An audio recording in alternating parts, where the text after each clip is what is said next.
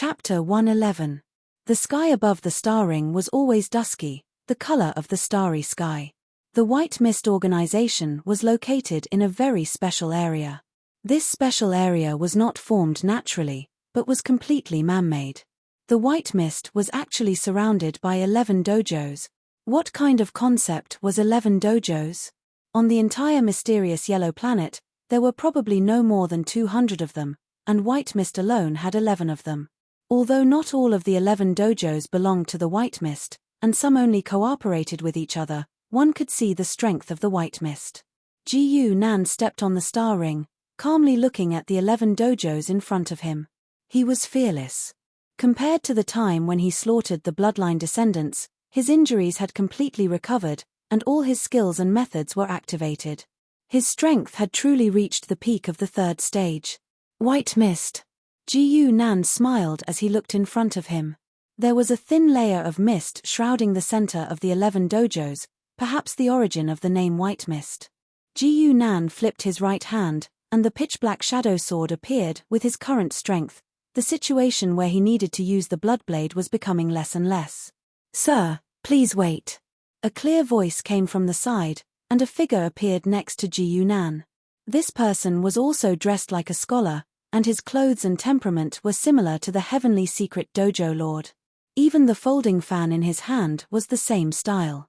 The scholar cupped his hands and said, "Heavenly secret dojo's Wu Ding has come to save Sir's life." Wu Ding lowered his head as he said this, but there was a faint smile on his lips. Even if the other party's strength and cultivation were above his, as the direct disciple of the heavenly secret dojo, Wu Ding had his own pride. What's more, this trip was indeed to save the other party's life. Wu Ding cupped his hands, but after waiting for a long time for Ji Nan to reply, he couldn't help but raise his head in confusion. Ji Nan's figure was long gone, and the latter had already gone far away. This disciple of the heavenly secret dojo unconsciously blushed. Ever since he entered the heavenly secret dojo, no one dared to ignore him like this. But his master's orders could not be disobeyed. Wu Ding could only rush in front of Ji Nan and loudly say, "Does my lord still remember Fu Jing? A great enemy is coming. Don't you want to know who it is?" Ji Nan didn't even look at him. He casually slapped Wu Ding's face. Wu Ding's whole body was slapped away, and he even lost a few teeth. Although Ji Nan had not said anything, his meaning had been clearly expressed. Whoever he loved, it was up to him. On the other side of the star ring, Lin Tian wrapped an arm around Fu Jing's waist and brought her to an ancient dojo. This dojo was slightly dilapidated, as if no one had taken care of it for a long time. Fu Jing couldn't help but ask in puzzlement, "Lin Tian, this is..." Lin Tian smiled and said, "This is the old site of a dojo that I accidentally discovered when I was traveling. Very few people know about it, so it couldn't be a better place to take refuge. But now, I don't need it." Fu Jing nodded in realization. No wonder Lin Tian had provoked so many enemies, yet he had been able to avoid the search of so many forces. It turned out that he had a dojo in advance. His luck was a little too good. "Now that I've become a Dao Lord, I also have the qualifications to have my own dojo." Lin Tian looked at the starry sky and suddenly said with great pride, "9 dragons refining body, open for me." Following Lin Tian's shout, 9 illusory golden dragons emerged from his body and began to revolve around him. Then, they began to expand step by step. This was Lin Tian's unique 9 dragons domain. With this as a foundation, he could quickly gather the star ring and completely stabilize the surrounding space. As the 9 dragons domain continued to expand, not only did the entire dojo shine with golden light, but the huge commotion also attracted the attention of the dojo. A young girl was the first to rush out. "Big brother Lin Tian." The young girl threw herself into Lin Tian's arms. "Good Ling you really missed me the most." Lin Tian smiled as he rubbed the young girl's head and said to Fu Jing, "This is Ling She grew up with me and is like a little sister to me." Fu Jing, who was originally staring at Lin Tian, heaved a sigh of relief when she heard this. Just as she was about to speak, another person walked out of the dojo. This time, it was not one person, but more than 10 women walked out one after another. Each of their expressions and temperaments had their own merits, but all of them were devastatingly beautiful. "Lin Tian, you bastard, You still know to come back. Brother Tian, why did you leave for so long this time? Brother Lin, Fu Jing's face was a little stiff. At the White Mist Organization's location, Ji Yunan directly rushed into the 11 dojo alone with his sword. Who are you? How dare you trespass? Sword light flashed, and before the disciple had the chance to announce the name of the dojo, he had already become a ghost under Ji Yunan's sword. Ji Yunan's footsteps did not stop at all, and he continued to walk forward. Unlike the time when he killed Qin Xuanji, this time, Ji Yunan's goal was the foundation of the White Mist and the method to obtain the reincarnation mission, so he did not care about alerting the enemy. After all, the two commanders of the White Mist would definitely not retreat before the battle, otherwise the White Mist organization would immediately be destroyed. Enemy attack. Enemy attack. Detecting target's danger level, Downlord level, requesting to activate the annihilation formation. A series of sharp whistles rang out, and the 11 dojos simultaneously entered a state of preparation for battle. Orders were passed down one after another, showing their extremely high tactical attainments. In the next moment, the star ring under Ji Yunan's feet suddenly became thin, and thick white mist began to surround it. This mist was an extremely corrosive gas, and ordinary extraordinaires would try their best to resist it, but it was useless against Ji Yunan. Just like that, he walked out of the mist step by step, already holding the blood saber in his hand. With a casual slash, the entire formation was shattered with a loud bang. The initial use of the blood saber was to attack non-living units to avoid the curse that came with it. The formation is broken. Inform the headquarters immediately. The formation. The command headquarters of the White Mist organization continuously received messages from the dojos, and then suddenly fell silent, as if all the signals had been forcibly cut off. However, the meaning of the last message was still clearly expressed. How is this possible? It hasn't even been a minute since the news of the enemy attack came, and the annihilation formation is broken just like that. Our communication with the dojos is through the formation itself. Now that all the signals have been cut off, I'm afraid, the command headquarters was instantly in a mess. All the leaders did not know what to do at the moment, so they could only send someone to inform the higher-ups. The higher-ups came faster than expected. An old man with white hair and a beard quickly rushed over. It was Elder Qin, who had previously gone to the 9th star region. Why are you all panicking? Elder Qin shouted as soon as he appeared. The enemy was prepared, and they broke the formation in an instant. What's so surprising about that? Bring up the image in front of us immediately. Although Elder Qin's voice was stern, it helped everyone find their backbone, and they immediately calmed down. Only then did they remember to find out who the enemy was. However, when the figure of a man in white with a black sword slowly appeared on the image screen, it was Elder Qin's turn to be dumbfounded. His face quickly turned pale, and he almost lost his balance. A few people behind him hurriedly supported him. Elder, are you all right? One of them supported Elder Qin with both hands and asked with concern. Chapter 112. Ji Yunan held his sword in one hand as he slowly walked out of the white fog that enveloped the formation. He didn't stop walking. He passed by all the dojos and headed for the headquarters of the white fog. Everyone could see his goal. Several young boys and girls rushed out from the front. The leader shouted, "Evil thief, how dare you? Today, I will." With a slash of the sword, the children were cut in half at the waist. Then there was a scream from the front. A woman ran over with red eyes.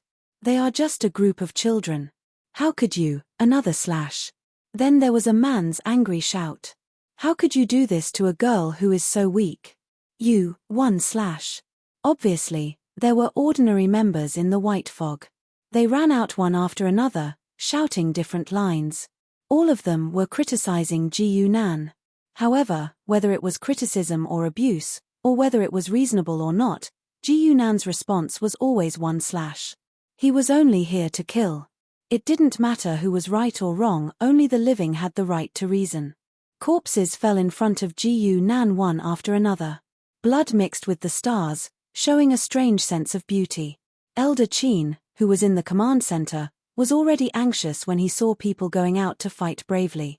He could only give the order to evacuate all members. He could see that Ji Yunan was here for revenge. He killed everyone he saw and didn't give anyone a chance to speak. Ordinary powerhouses were no match for him. He could only ask for help from those few. There were many powerhouses in the White Fog.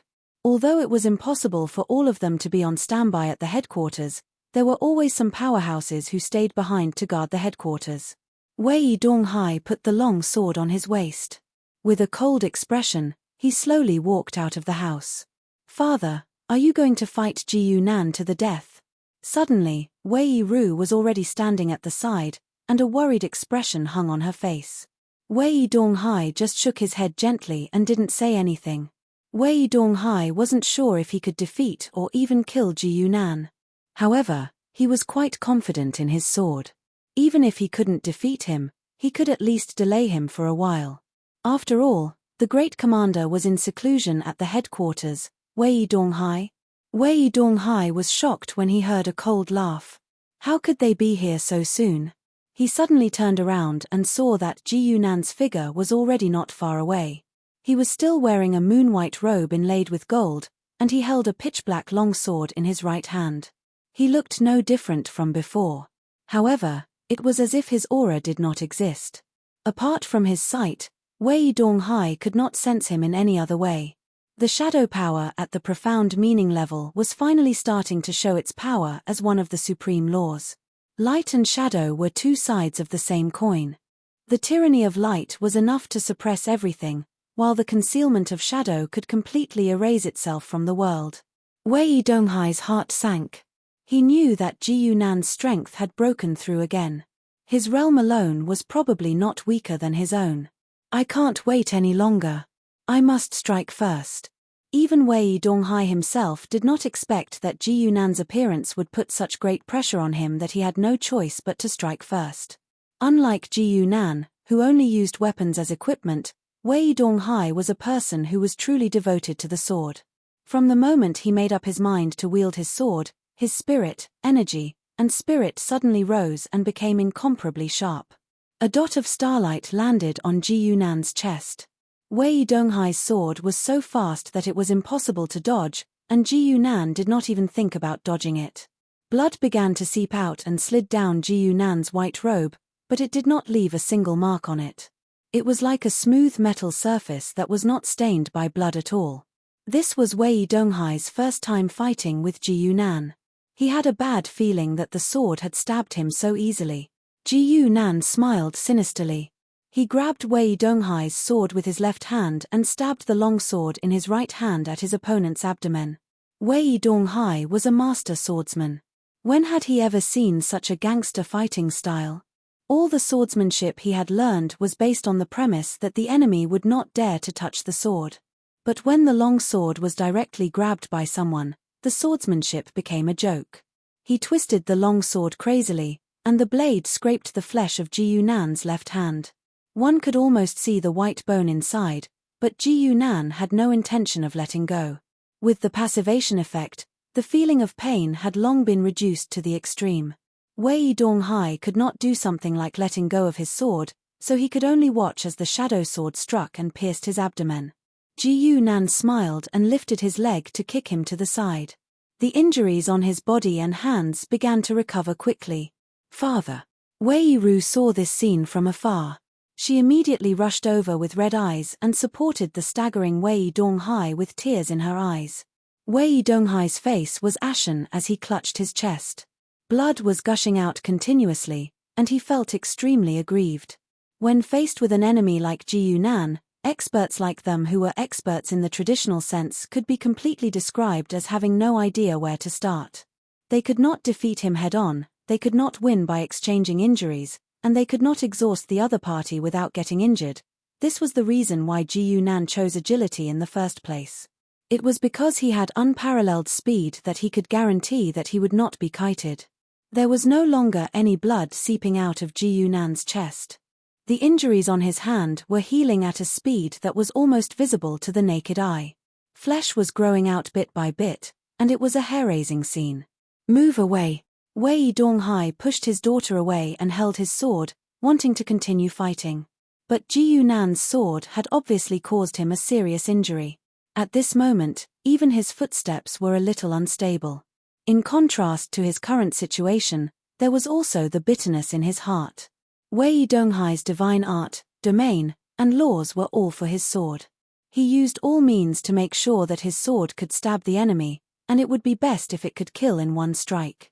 But now, there was someone who was not afraid of being stabbed, so what else could he do? This was like a mage player who painstakingly cast a large number of spell penetration spells, but the enemy was purely health points.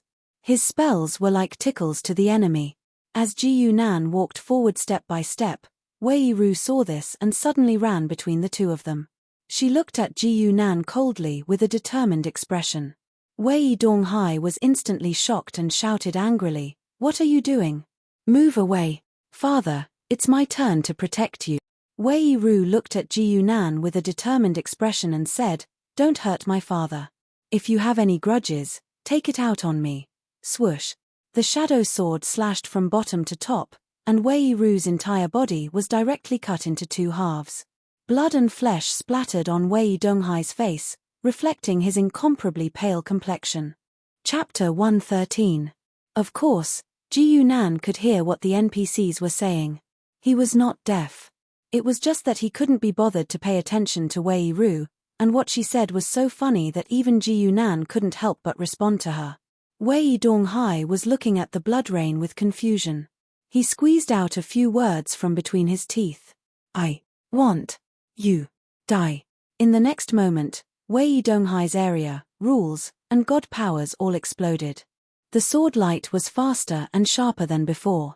The sword still pierced Ji Yunan without any hindrance, but on Wei Donghai's side, the sensation of the sword's blade was completely different. He suddenly raised his head and noticed it was not Ji Yunan in front of him. It was just a black shadow. Shadow body swap. Wei Donghai used all of his power to attack, but Ji Yunan did not want to take it head-on. Good players knew how to deal damage. They knew which skills could be eaten and which could be dodged. The shadow body raised the sword and slashed. Wei Donghai quickly dodged, but Ji Yunan's shadow suddenly appeared behind him. The sword was coming. Good timing. Wei Donghai's eyes looked cold. His body paused. The sword strangely turned around and went for Ji Yunan. He used a very good sword skill to change the path of his sword. He created a situation where both sides were hurt. Wei Yiru's death made Wei Donghai crazy. He only wanted to kill Ji Yunan. He did not care about his own life. But the two swords hit him at the same time. The pain from his back did not make Wei Donghai frown. Ji Yunan, who was turning into a black shadow, made him feel like he had fallen into an ice cellar. He struggled to turn around. The person behind him had turned back into Ji Yunan's face. Exclusive rule. He used a shaking voice to say those words. His vision started to turn black. For a cultivator like him, being injured by two swords in a row was like losing half of his life. Wei Donghai was sure Ji Yunan's skill was not an illusion. He had switched bodies. Only people who were going to break the world could have such an invincible rule. It was like Yu Qianlong. His exclusive rule was a reflection. Of course, this man-made rule wasn't truly invincible. There were always all sorts of weaknesses. Yu Qianlong's reflection was afraid of illegal nomological attacks, and Ji Yunan's displacement also had a weakness. But at this moment, Wei Donghai was no longer allowed to probe. He didn't have much time left. Kill.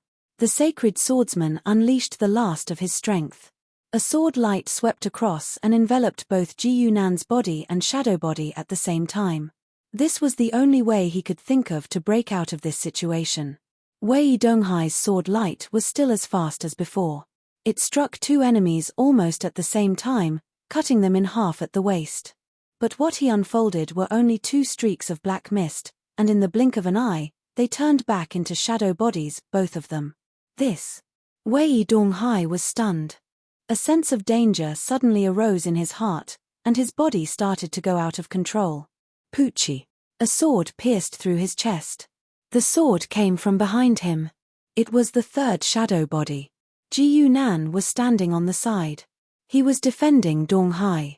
He was going to use his life to attack. He took the sword and pierced through his body. He wanted to stab the enemy behind him. As Wei Donghai's body slowly fell, it proved that Ji Yunan had been worrying too much. Almost at the same time that Wei Donghai fell, an indescribable presence descended. A shadow appeared next to Wei Donghai. The person who came was a tall man. He wore a silver-white mask. The mask had a weird human face drawn on it. Ji Yunan recognized the picture. In some ancient legend, the face represented a king. I did not expect I would be too late. The person who came sighed. He lowered his head. It was as if he was sighing that he could not save his old friend. Wei Donghai didn't seem to be completely dead. He felt a familiar presence. He opened his eyes and struggled to speak. "Commander, avenge me." As soon as he finished speaking, he didn't even wait for the commander's reply before he died. The commander stretched out his hand and closed his eyelids. He then turned to look at Ji Yunan. "Your Excellency, you still dare to show yourself in public. Aren't you afraid that the king of the deep sea will attack again?" Ji Yunan knew who he was talking about, but he didn't answer the question.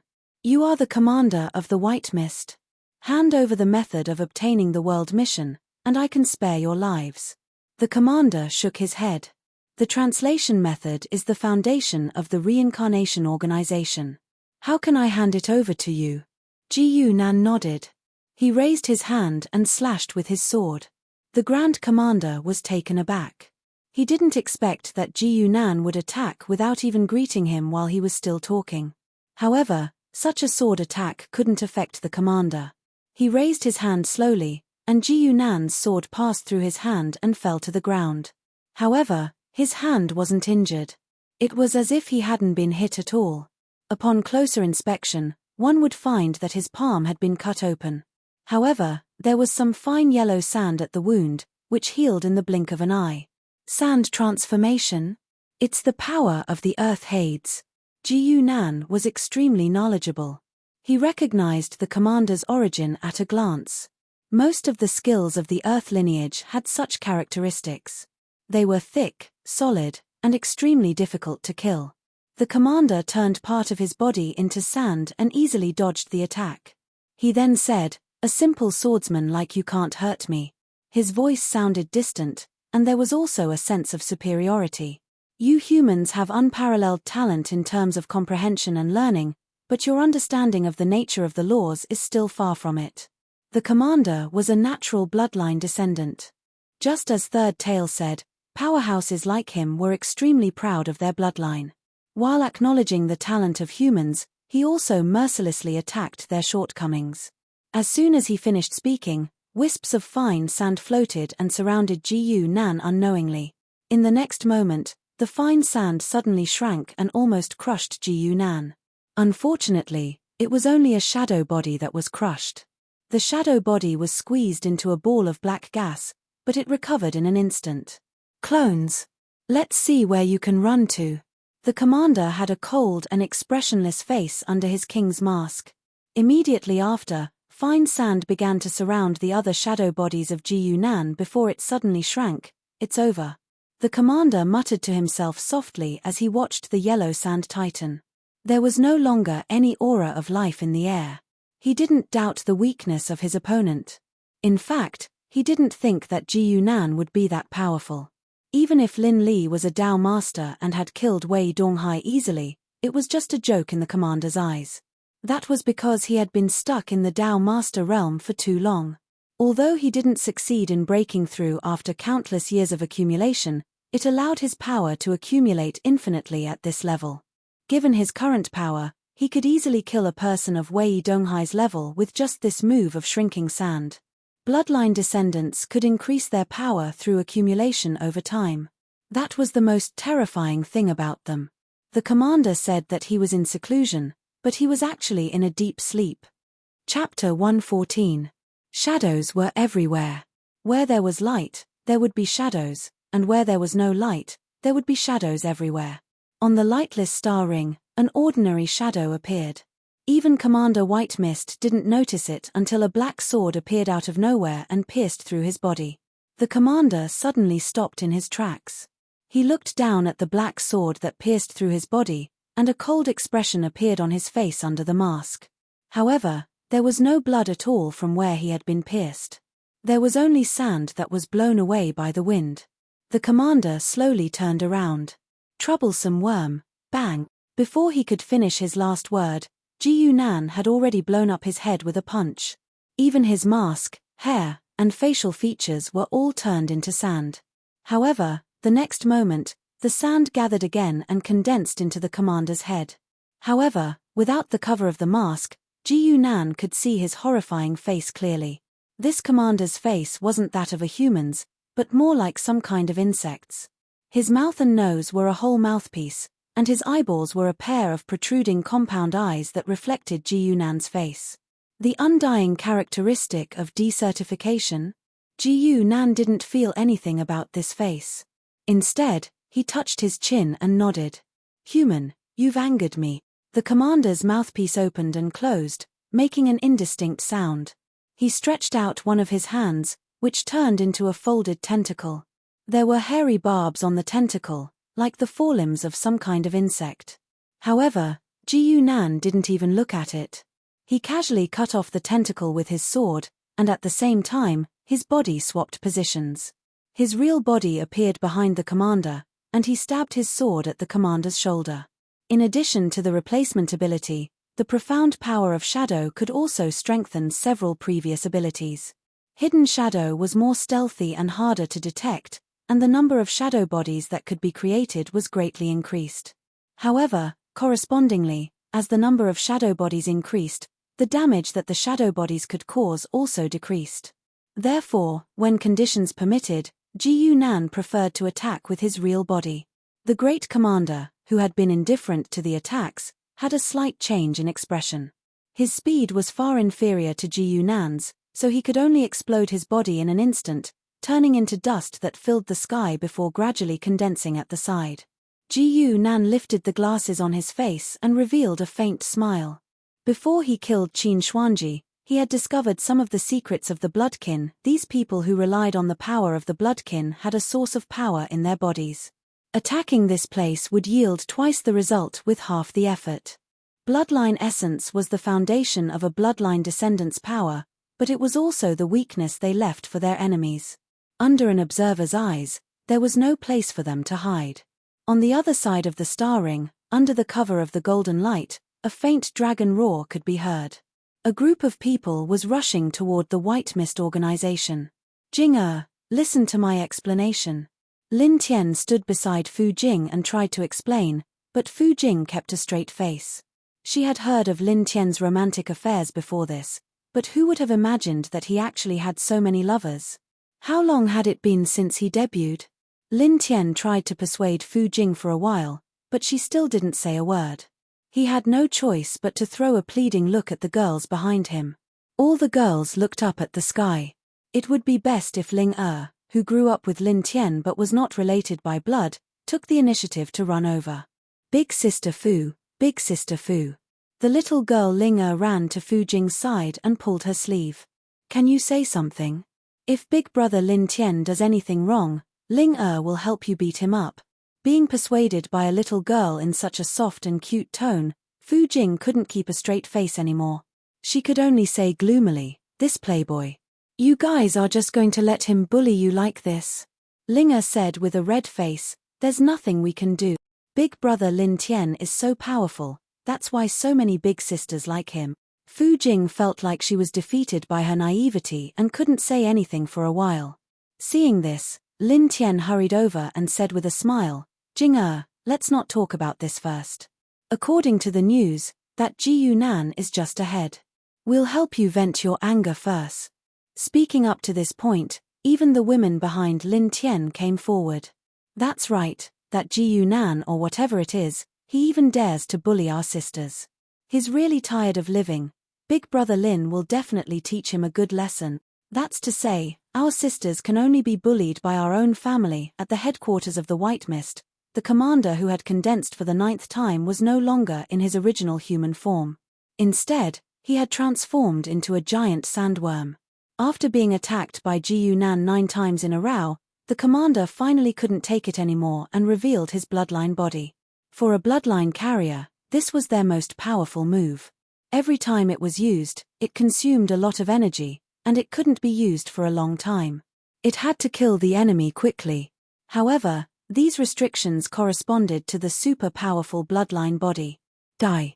A voice mixed with a roar came over, and Ji Yunan could barely make out what he was saying.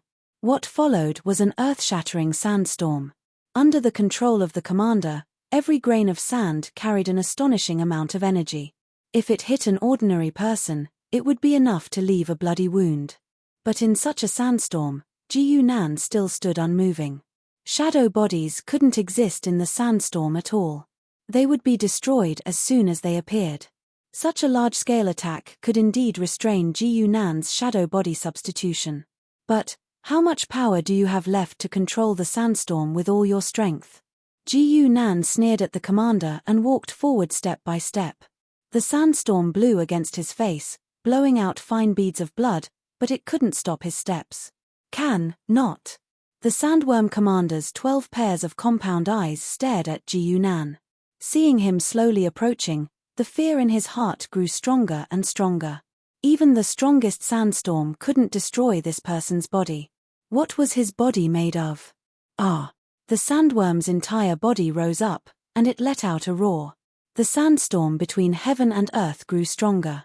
At this time, even Ji Yunan's flesh was being scraped away.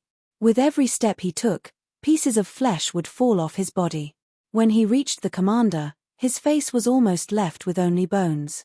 But even with such a skull, the corners of Ji Yunan's mouth that hadn't completely fallen off still showed a sneer, and his mouth opened and closed.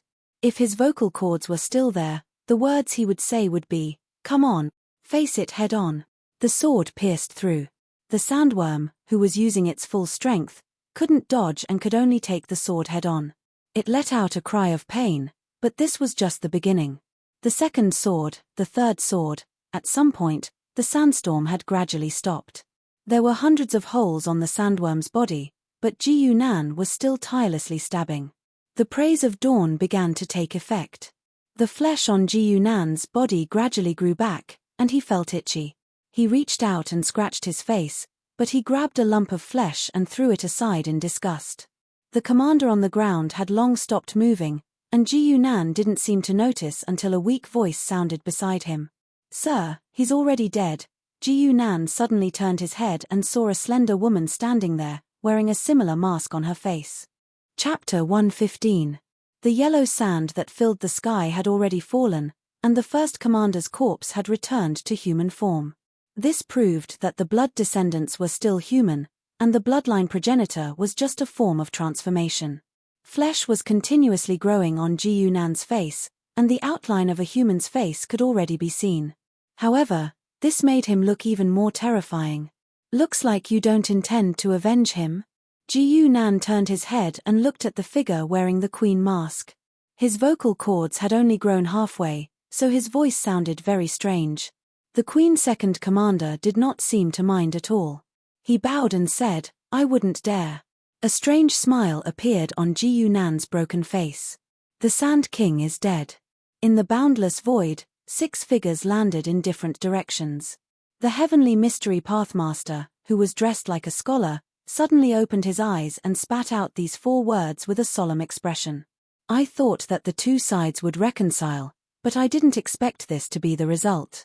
The dragon phoenix pathmaster also sighed softly.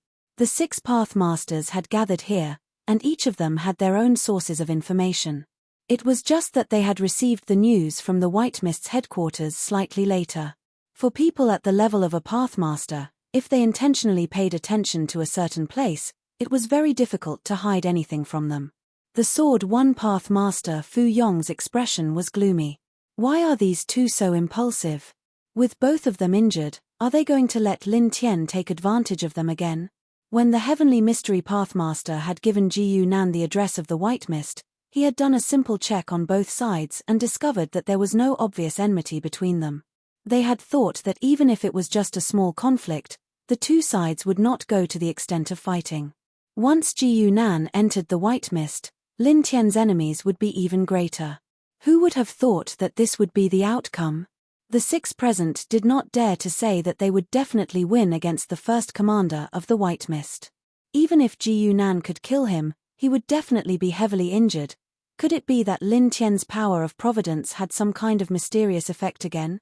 As the initiators of the Children of Providence, the 6 of them had seen this situation many times. It was originally a situation of certain death, but these Children of Providence had forcefully created a path for themselves. After all, fate was not something that could be completely controlled by humans, so they could do nothing about it. The 6 of them fell silent. In the end, it was the Heavenly Secret Pathmaster who spoke. "Lu Lin Tian away for now. I'll go see that Ji Yunan again. It wasn't easy to get a good target, so I can't let it go to waste." At the headquarters of the White Fog, after being ravaged by the Great Commander's true body sandstorm, there were only a few intact buildings left. It was a scene of ruins. The people in the White Mist began to come out one after another, clearing away the rubble and debris, and began the reconstruction of the headquarters. In a palace deep within the headquarters, Ji Yunan sat high above, looking down at the people below. At this time, his body had completely returned to normal, as if he hadn't gone through that battle. There were only 2 people standing below. One of them was naturally the second commander, the Queen, and the other was Elder Qin. Never in his wildest dreams would Elder Qin have imagined that this would be the final outcome. He lowered his head and looked at the second commander's back. The doubts in his heart could not be dispelled. It was a good thing that Ji Yunan had suddenly come knocking on their door while the commander was in seclusion at the headquarters. But who would have thought that the great commander would actually be killed by the other party? At that time, it was clearly the second commander who appeared and ordered them to stop cooperating with Ji Yunan. Why did she? Moreover, the second commander is rarely at the headquarters, so why did she appear at this time? If she was already here, why didn't she make a move earlier? Elder Qin quickly retracted his gaze and tried to stop himself from continuing to think, but his mind refused to listen and continued to think on its own. "Elder Qin, pass down the order that no one is allowed to spread what happened today." The second commander's voice successfully brought Elder Qin's attention back. He quickly straightened his body and replied, "Yes." He raised his head, but whether it was the second commander or Ji Yunan, who was sitting high on the throne, none of them had any intention of looking in his direction. They just turned and left. After Elder Qin's figure completely disappeared, Ji Yunan sat high above with an inexplicable smile on his face. "I should have known that Third Tail's appearance was too strange, and that woman called Sixth Tail from the 66 Amaterasu branch had a strange attitude. So you were the one behind it." Ji Yunan had always had a good memory. His encounter with Third Tail back then was just an accident, but the latter took the initiative to be his maidservant with the purpose of joining the White Mist organization. The logic behind it was slightly far-fetched, but Ji Yunan did not think about it at that time. Now that he thought about it, he felt that something was amiss. There was even a woman named Six Tails who had appeared in the Bloodkin branch on planet TNI. Her attitude was also bizarre. What she said at that time seemed more like she was trying to sow discord instead of resolving the conflict. Now that he thought about the similar names of the 2 of them, as well as the similar aura of the second commander in front of him, some things became clear. "Indeed, I can't hide it from you, sir." The second commander chuckled and took off the mask on his face. Under the mask was a beautiful face that actually resembled Lin Yunyun. Ji Yunan raised his eyebrows slightly and asked, "Who is Lin Yunyun?" "My daughter," the second commander answered without hesitation.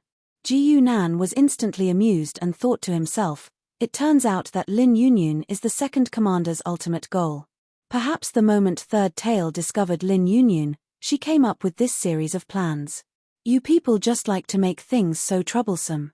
Ji Yunan waved his hand and said, "You can just say that you want to exchange the heads of Lin Yunyun and the Sandworm for the translation method of the world mission. Wouldn't that be the end of it?" Indeed, the reason why Ji Yunan and the second commander could sit down and talk was that the latter had promised to hand over what Ji Yunan needed.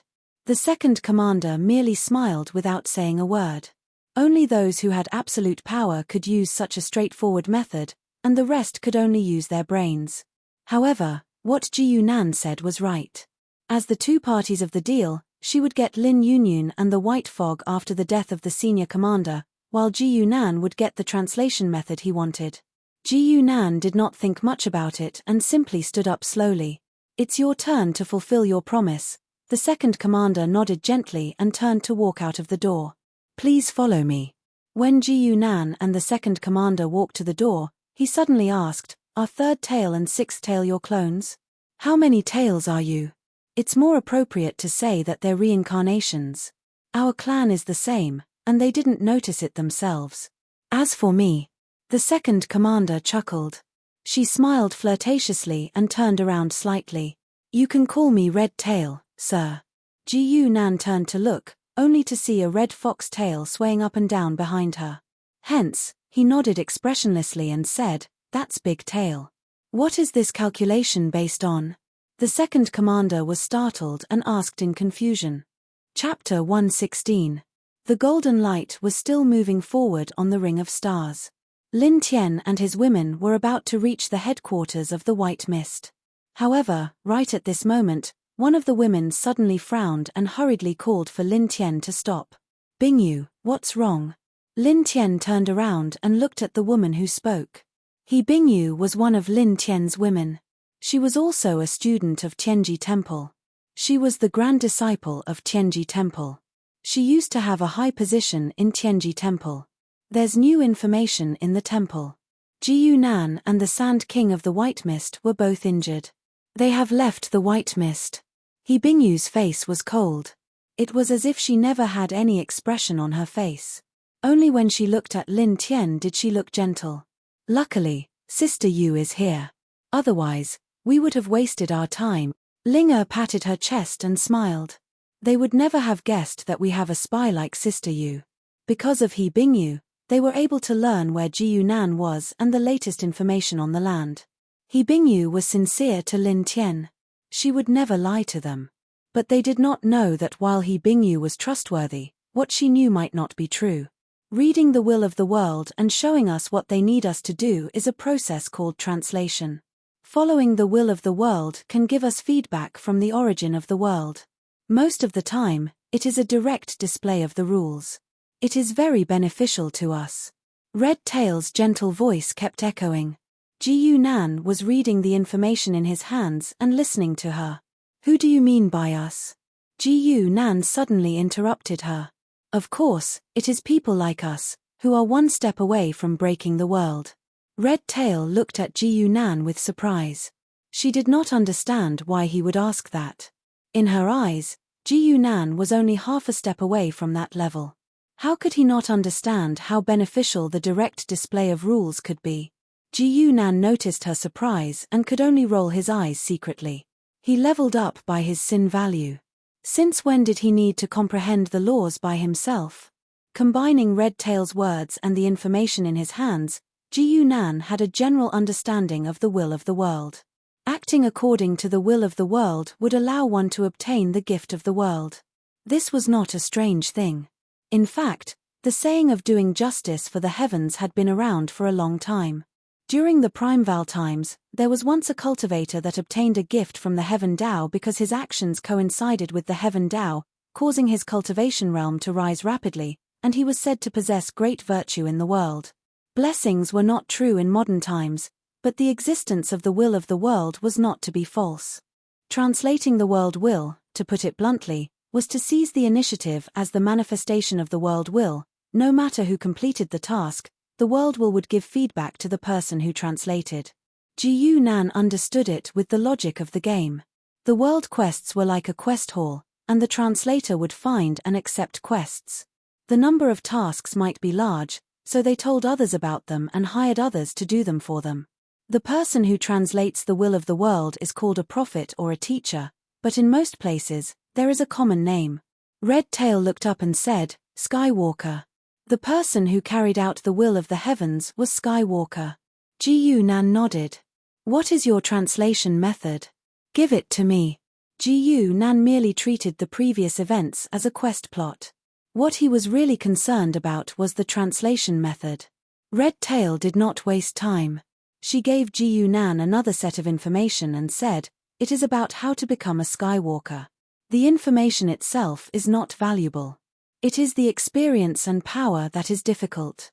Ji Nan raised his head and glanced at her. Then, he went back to reading the information. This was because it was clearly stated at the very beginning of the information. To become a Skywalker, one had to be an experienced leader. They had to know their own rules. It was best to be a world-class cultivator. That was because any translation method was based on the cultivator's understanding of the rules. They had to understand the will of the world and translate the world's mission. The White Mist's translation method was called White Mist Mirror. It created a mirror covered in white mist and projected the will of the world onto it. Then, it searched for it. White Mist Mirror was a high-level translation method. Even the name White Mist came from it. Interesting. Do you have a finished fog mirror? Ji Nan asked Red Tail with an interested smile after reading the information. Yes. Red Tail was prepared, so she nodded. In the White Mist, there were only her and Sand King, 2 Skywalkers. There was an extra fog mirror. Red Tail took out a mirror that was the size of a palm and gave it to Ji Nan. The mirror was covered in a thick layer of white mist. No one could see the truth behind it. At the same time, Red Tail took out another fog mirror. There was only half of the white mist left. That was the fog mirror that Red Tail used. In the area where the white mist was gone, the mirror showed a bright, starry sky. It was so deep that it could make people lose themselves in it. Red Tail stroked the mirror and said, "Use your rule power to slowly erode the mist. Then, you can." Huh. Before she could finish her sentence, she saw Ji Nan's face was expressionless. Shadow powers came out of his hands and washed away the mist on the mirror. Although there were still some stubborn elements remaining, Ji Nan had already washed away more than 80% of the fog in an instant. This. Red Tail's eyes almost popped out of her head. She had seen other Skywalkers, and she had seen people who could translate faster. But those were Breakworld elites. She could not help but raise her head to look at Ji Nan. This young man had been severely injured by the Deep Sea King not long ago. Now, he was only a thin piece of paper away from Breakworld class. Ji Nan did not care about what she was thinking. He used his soul to quickly scan the surface of the fog mirror. Many world missions appeared. Some were complicated, and some were simple. Some came from a famous big dimension, and some had never been heard of. But in the end, there were hundreds of missions in front of Ji Nan. Ji Nan let out a heavy breath. Ever since Red Carp and Land Marigold, he had been looking for a way to translate world missions. His long-awaited plan had finally come to fruition at this moment. Even with Ji Nan's calmness, he could not help but look happy. He was a player. He could ignore the emotions of the NPCs, and he could ignore the life and death cycle of monsters. He could only focus on leveling up and completing missions. Chapter 117. The reason why professional players were professional players was that they would not let their emotions get to their heads. They always had a clear line of thought. How do I make the fog mirror?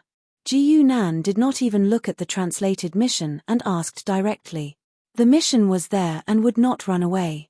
Only the method of making the fog mirror was what Ji Nan needed the most right now. This was the only missing link in his entire translation process. The fog mirror is the carrier of the world will. Different translation methods have different production methods for this kind of carrier. Red Tail explained to Ji Nan. Following her introduction, Ji Nan also learned how to make the fog mirror. Speaking of which, this was related to the Children of Providence on the mysterious yellow planet. The main material for making the fog mirror was the accumulated providence of the Children of Providence. Using the providence to link the world will and engraving it on the mirror made of special materials was the basic principle of making the fog mirror. So, those Children of Providence were created by you? Ji Nan asked, a little amused. Of course not. Red Tail shook her head. Providence is the foundation of making the fog mirror. We naturally have to find a way to hide it. How could we do it at our own doorstep? Ji Nan could not help but nod when he heard this. For a reincarnator, it was easy to find a small world and start collecting providence. Why take the risk and let others guess their purpose? However, The providence of the astral world is far stronger than that of a small world. So, that group of people could not resist the temptation and started experimenting on the mysterious yellow planet. As she said this, Red Tail showed some mockery on her face. She then said, "Sir, you can find out about this matter and the materials needed for the fog mirror in the dossier." An hour later, Red Tail had already gone to preside over the reconstruction of the headquarters. Jiyu Nan stood alone in the archives of the White Fog and flipped through the organized dossiers. It was not right to say that he was alone because there was someone beside him who helped him organize the dossiers, and it was an acquaintance. Perhaps Red Tail considered that they were familiar with each other, so she sent Third Tail over. When she was in 66 Amaterasu, she had a pure and innocent temperament, but she insisted on dressing herself up to be extremely flirtatious. Now, she was barefaced and looked like a girl next door. "Sir, the information you wanted." The girl next door's forehead was full of cold sweat. It was as if she was standing on a stove. She did not dare to stop for even a moment and looked for something to do. "Yes." Jiyu Nan casually took the file, and then he said with a smile, "Stop wandering around and sit down. I'm almost done." Third Last's face turned pale and he trembled as he sat down. He didn't even dare to look at Jiyu Nan. She was indeed extremely afraid. After all, she had seen Jiyu Nan's ruthlessness. Now that she had bumped into him in the White Fog, there was nothing more terrifying than this. Back in 66 Amaterasu, when the other party's life and death were unknown, he had abducted Lin Yunyun and betrayed him. But at that time, who would have thought that this person would actually be able to kill his way into the White Fog and directly kill the Great Commander? From the looks of it, he's probably going to enter the White Fog. At the thought of this, Third Last's mind went blank and she felt that her future was going straight to purgatory. However, Jiyu Nan looked at her in amusement. According to Red Tail, Third Last was her reincarnation and her soul foundation was connected. Hence, she could easily influence Third Last's actions. However, Third Last clearly didn't seem to have noticed it at all and thought that she was an independent entity. Such a method was truly terrifying to think about. However, Jiyu Nan didn't care about it. Be it Third Last or Lin Yunyun, their so-called betrayal was meaningless to Jiyu Nan regardless of their identities. Jiyu Nan would never take the initiative to help any NPC and would only lend a hand for quests. Hence, he had nothing to do with anyone in this world. He would not consider other people's feelings, nor would he ask for anyone's loyalty. After all, in the game world, the players had long gotten used to such things. It was not easy to rescue an NPC, but one day, the party might end because of a plot. Third Last was just a trivial matter. Jiyu Nan was most concerned about the Son of Providence now. It was written very clearly in the dossier of the White Fog that the method of gathering providence was leaked because of an accident 50 years ago. An important member of the White Fog died outside the White Fog, and that person happened to be returning with the collected providence. In the end, he was discovered by 6 nearby Downlords. After that incident, Sons of Providence began to gradually appear on planet Shenhuang. Clearly, the Sons of Providence were created by the 6 Downlords. The dossier of the White Fog also recorded the information of the 6 Downlords, as well as when and where they created what kind of Sons of Providence. Among the various Sons of Providence, the 2 most typical ones were naturally listed in the information. Yi Chen, Lin Tian.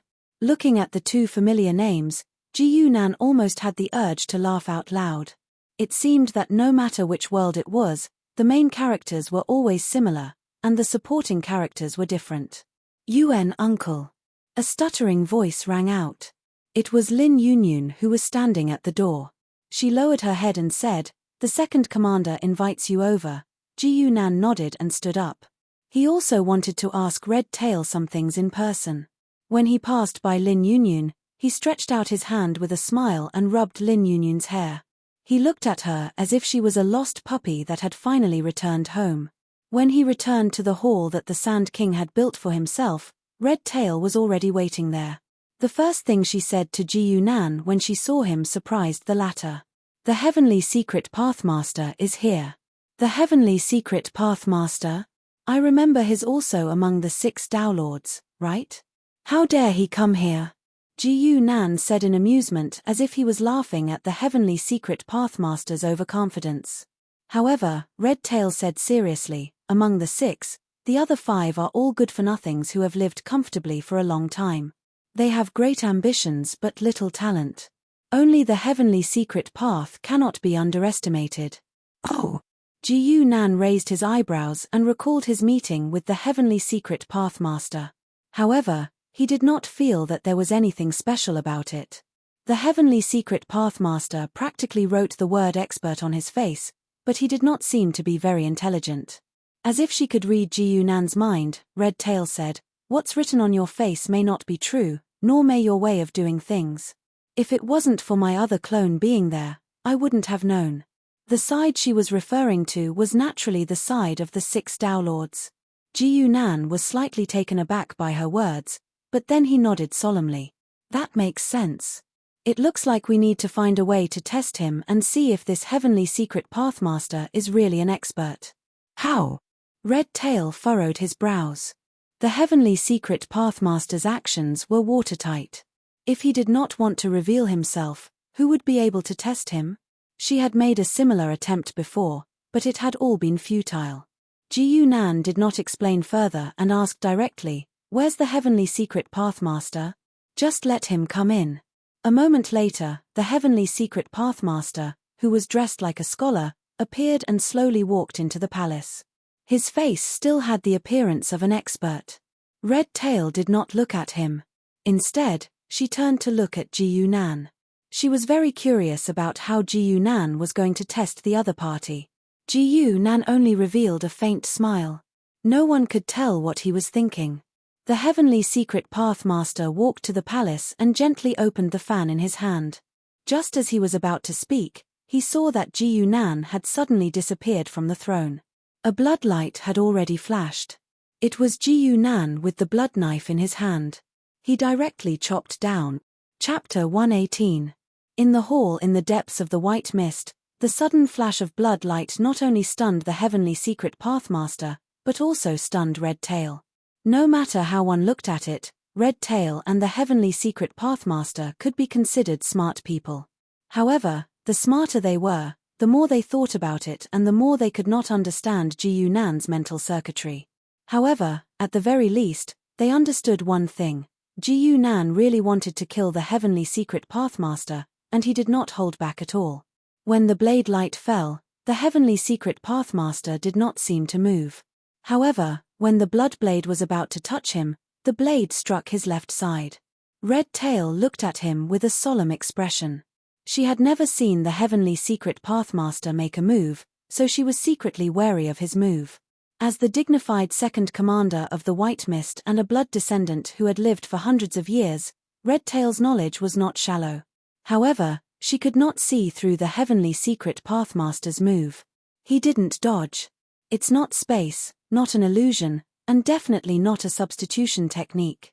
Red Tail stared at the heavenly secret pathmaster's movements and muttered to herself in a low voice, full of doubt. Ji Nan's simple blade was unavoidable, but the heavenly secret pathmaster had used an unknown method to make the blade miss. It gave people the feeling that he should have been there all along.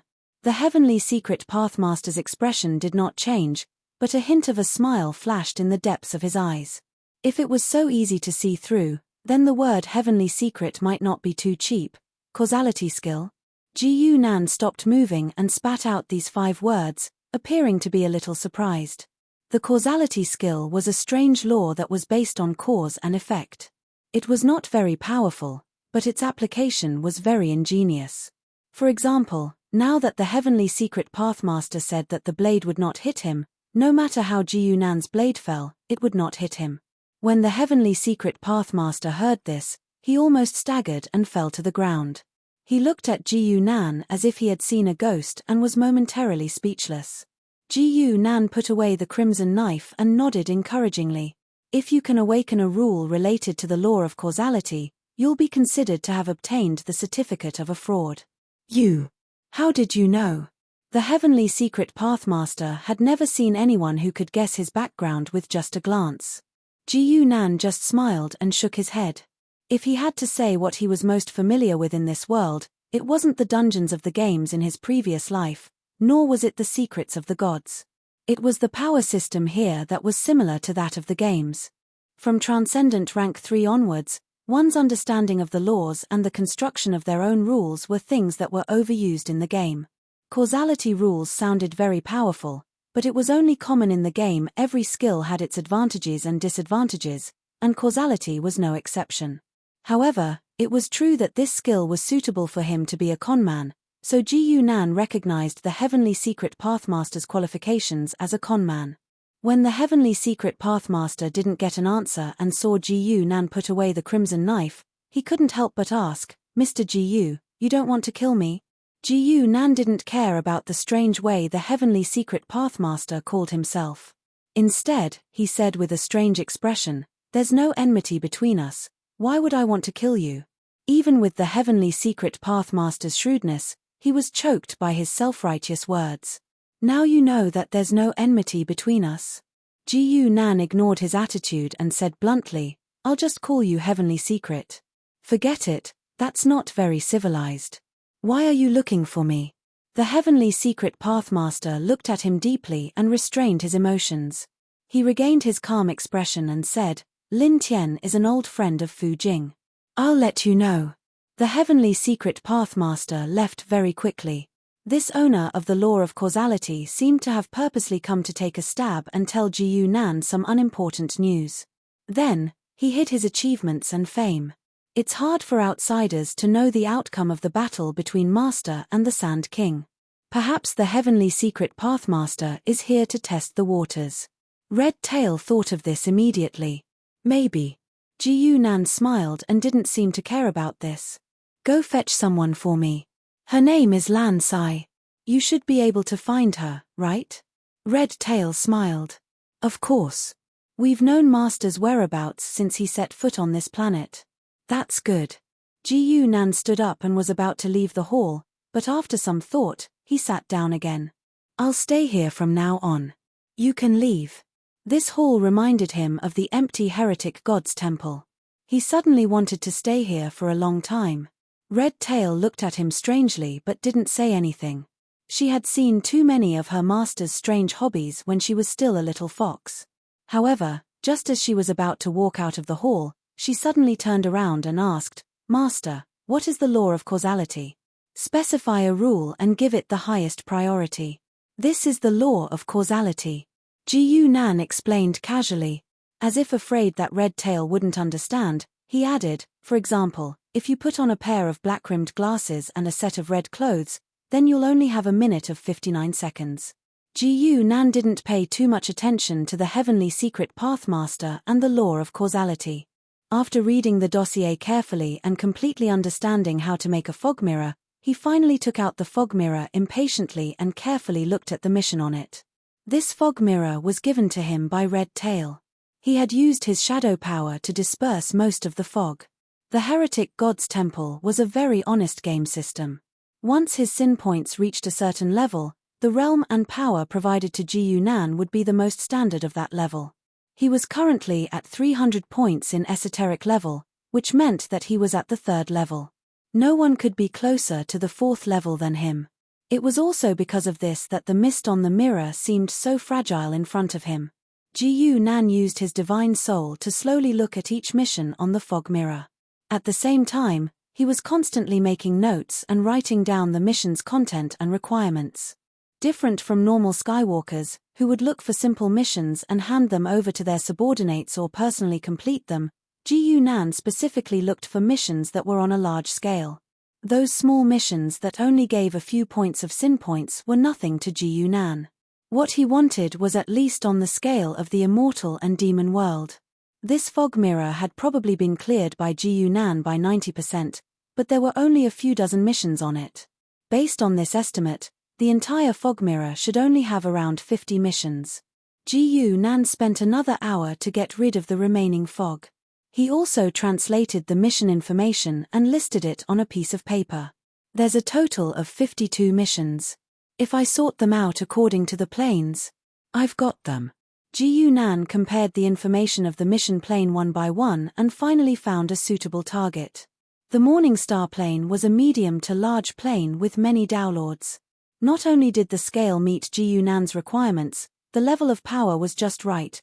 Just as Ji Yunan was about to look at the details of the mission, a figure suddenly barged into the hall. It was Red Tail. She rushed in without even greeting him, and her expression didn't look too good. The moment she arrived, she said, "My lord, there's been a change in the situation." Ji Yunan unhurriedly put away the paper and said calmly, "Is it Lan Sai's situation?"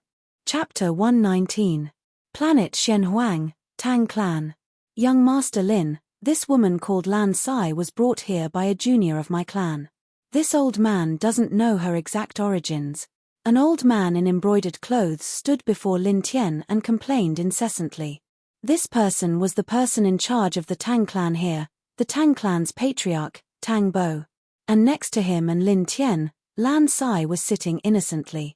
Before Lin Tian could speak, the women behind him had already surrounded them. "You're just going to let a woman of unknown origins into the clan? You don't know? Where's that Tang Xian? Ask her to come out and confront us." "That's right. If Ji Yunan doesn't come back, then apologize to our big sister Jing on his behalf." Apologize. Apologize. In the face of the siege of more than a dozen beautiful girls, Tang Bo could only respond with a wry smile, one by one. As he apologized, he felt extremely aggrieved in his heart. When had he, the dignified patriarch of the Tang clan, experienced something like this? It was strange because he'd always been strict in managing the clan, and there were very few situations where his servants bullied others. But today, there were two ignorant fellows who actually ridiculed Lin Tian at the entrance of his clan. How could such a thing happen? If he hadn't seen it with his own eyes, even Tang Bo wouldn't believe it. But it had already happened, and his clan had inexplicably offended a downlord just like that. Fortunately, Tang Bo reacted quickly, and after understanding the situation, he immediately asked Tang Xian to leave while he brought Lan Sai to deal with them. All right, don't bully the Tang clan's patriarch." In the end, Lin Tian clapped his hands and signaled for the women to withdraw, and only then did the Tang clan not become a marketplace.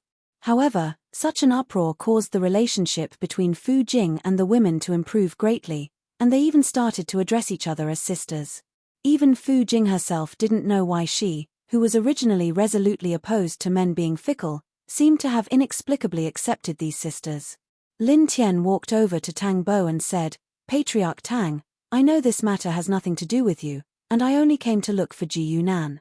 Tang Bo seemed to heave a huge sigh of relief and said gratefully, "Thank you for your understanding, young Master Lin." At this moment, Lan Sai added, "If you're looking for him, then it has nothing to do with me." "How is it none of your business?" When Fu Jing heard this, she immediately rushed forward angrily. "You're in cahoots with Ji Yunan."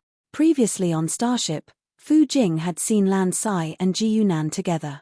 "Jing listen to me," Lin Tian said with a serious expression, "we will only kill the leader of the evil, we must not harm the innocent. This Lin does not respect the heavens and earth in this life, I only seek to have a clear conscience." As Lin Tian spoke, 9 illusory golden dragons circled around him. It was as if a dragon's roar could be heard, and his body suddenly grew much taller. In the eyes of the crowd, there seemed to be a faint golden glow around him.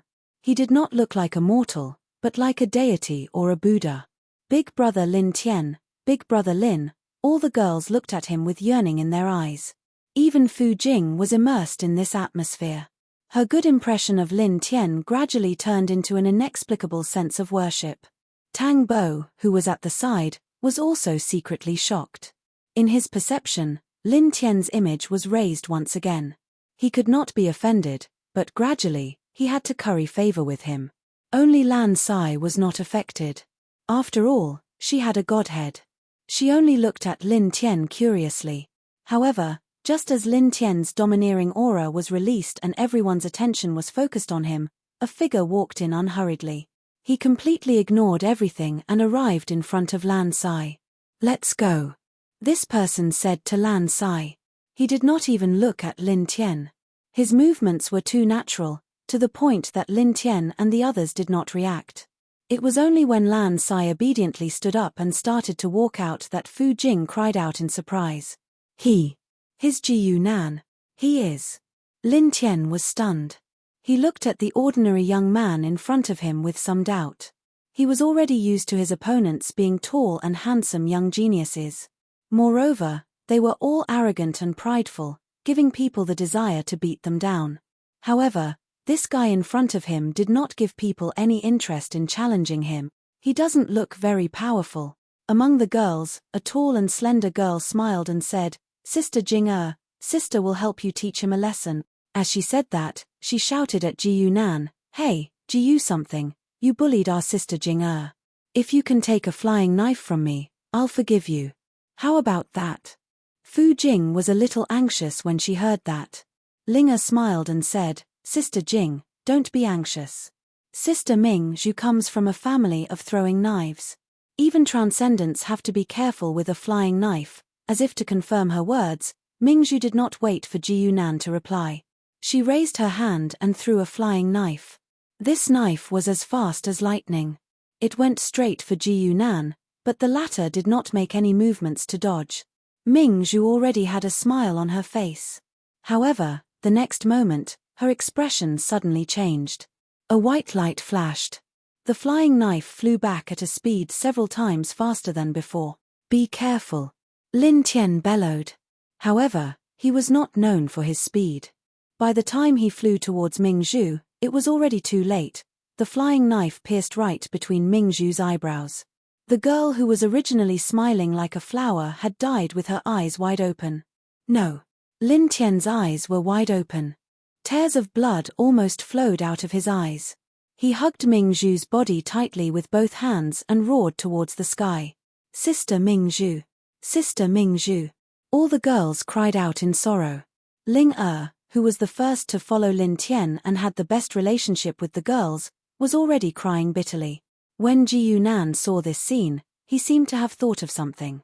He asked Lan Sai, who was beside him, "Is that Lin Tian?" "Yes." Lan Sai nodded her head and took 2 steps back. She felt that a huge battle was about to erupt. Ji Yunan understood. So this was the son of luck. He was the kind that could make half a fog mirror. The way he looked at Lin Tian changed. Lin Tian's hands trembled. He slowly put down Ming Zhu's body and stood up. He stared at Ji Yunan. The veins on his face popped out. He said word by word, "I want you to pay for," but before he could finish, Ji Yunan's bloodblade had already arrived. The scarlet blade aura directly sent him flying. He crashed into 3 tall buildings of the Tang family. Big brother Lin Tian. Ling Er's big tears flowed down. She quickly rushed towards Ji Yunan. I'll fight it out with you." What welcomed her was naturally a blade aura. Thus, the cute little Ling died on the spot. "Ling He Bingyu cried out in sorrow. She leaped into the air and started to frantically activate the innate qi in her body. She raised both her hands up high. A huge yin-yang fish appeared above her head and started to revolve at high speed. The last move of the heavenly secret strategy. Forbidden technique, reverse the sky, swoosh. With a slash of the bloodblade, she along with the yin-yang fish were sliced into 2. This disciple of the heavenly secret dojo did not even have the chance to finish reciting the name of the move. Other than Ling and He Bingyu, Lin Tian's dozen or so female friends, upon realizing that Lin Tian's life was in danger, all of them unleashed their trump cards. Hidden weapons, poisons, firearms, illusions. All sorts of moves were used. It was too much for the eyes to take in. Lin Tian's crystal palace contained more than 80% of the continent's techniques. Unfortunately, all of them were useless in front of Ji Yunan. No matter how many tricks you had, no one could block a bloodblade. In the blink of an eye, the corpses of the dozen or so beautiful girls were lying on the ground. Other than Ming Zhu, who was killed by the flying blade, none of them had a complete corpse. Those who died under the bloodblade were at least missing an arm or a head. Most of them were directly sliced into 2. Among the beautiful girls, only Fu Jing was left. She was the latest to join the Crystal Palace. Her fear of Ji Yunan was also the deepest, so she did not have the courage to step forward. Her face was as pale as paper as she watched Ji Yunan walk towards her step by step. Her legs went weak and she actually collapsed to the ground. Lin Tian, who had been sent flying by the blade, finally regained his senses. He stared at the long wound on his chest and rushed back to the battlefield. However, what he saw made him furious. His dozen or so female friends had been turned into a pile of dismembered corpses. Arf!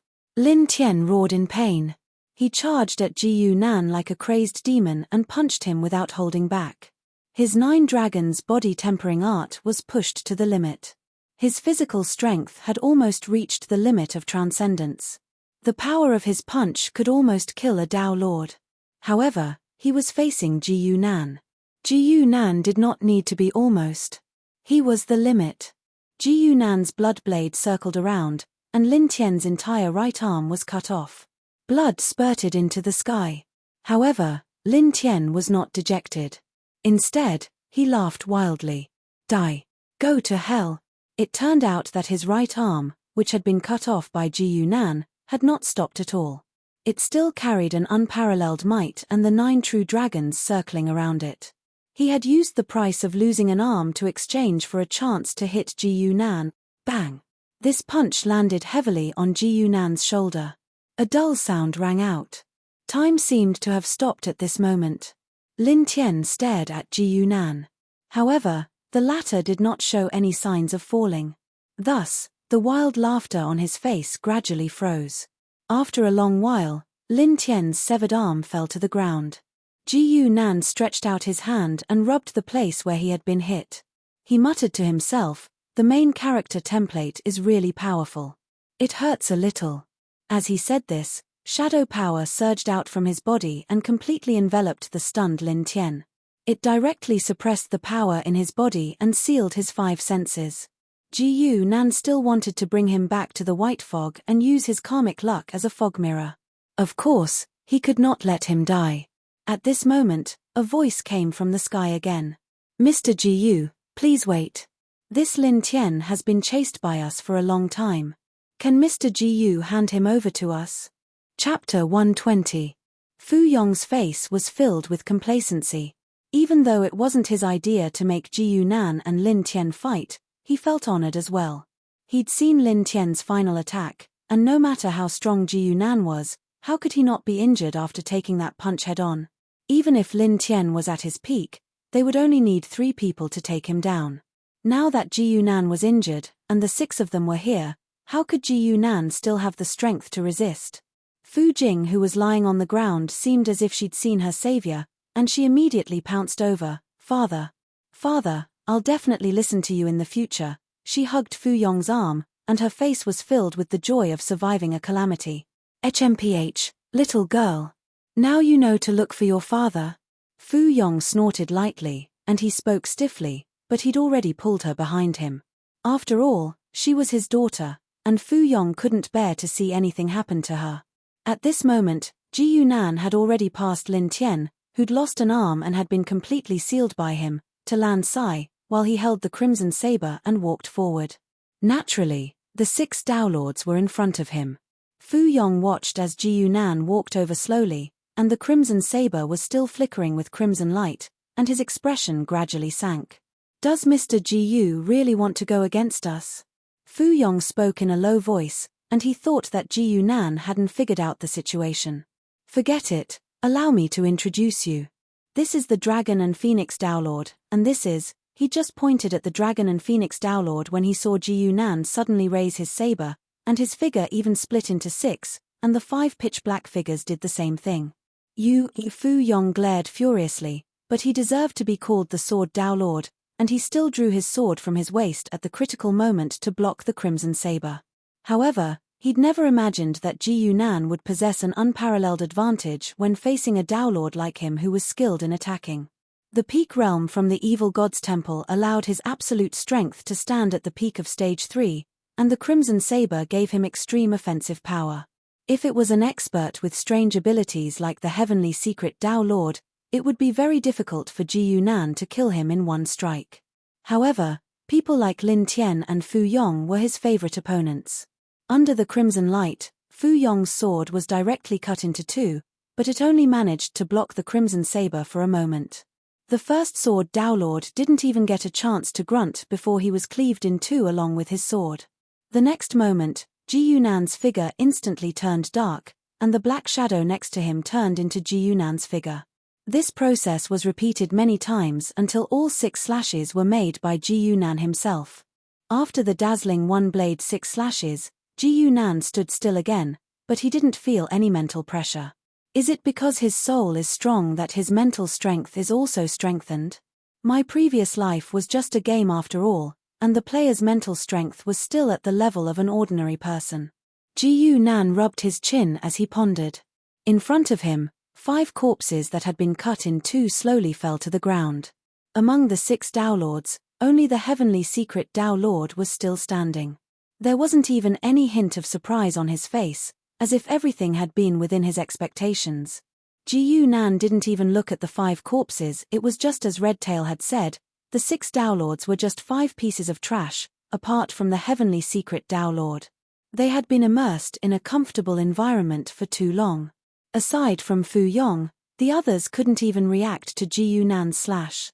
Fu Yong could barely draw his sword, but he still couldn't escape the fate of death. This was also one of the reasons why the evil god of agility pursued extreme speed. No matter how strong one was, or how high one's realm was, as long as one's mind was relaxed, one could be killed in one strike. Clap. Clap. Clap. The heavenly secret Tao Lord lightly clapped his hands, and when his folding fan collided with his palms, it made an extremely distinctive sound. You killed Tao Lords like pigs and dogs at the age of 19. I don't think it will be long before the Xinghai Pavilion sends you a star seal, he said to Ji Yunan. The Xinghai Pavilion's star seal. Ji Yunan had heard of this before. As the largest public organization in the central system, the Xinghai Pavilion didn't just make a star list. They also invited all the Break World elites in the galaxy to join them. Their invitation was a star seal that was made of special materials. Ji Yunan didn't bother talking to him. The heavenly secret Tao Lord had sent 5 Tao Lords to their deaths. Ji Yunan didn't mind killing them. Let's go. He patted Lan Sai's shoulder. Lan Sai, who had just woken up from a dream, quickly followed. Wait. A low voice sounded. It was Fu Jing, whose face was as pale as ash. She walked in front of Ji Yunan, and her expression changed. She gritted her teeth and said, "You killed Lin Tian. You killed my father. Why don't you kill me as well?" There was a flash of blood. Ji Yunan used the blood knife that he hadn't yet put away to slash. Fu Jing's head flew into the air. Ji Yunan didn't mind satisfying an NPC who came looking for death. Deep in the white mist, Ji Yunan quietly stood in the hall. He watched the scene unfold with interest. It had been 3 days since Lin Tian had been captured.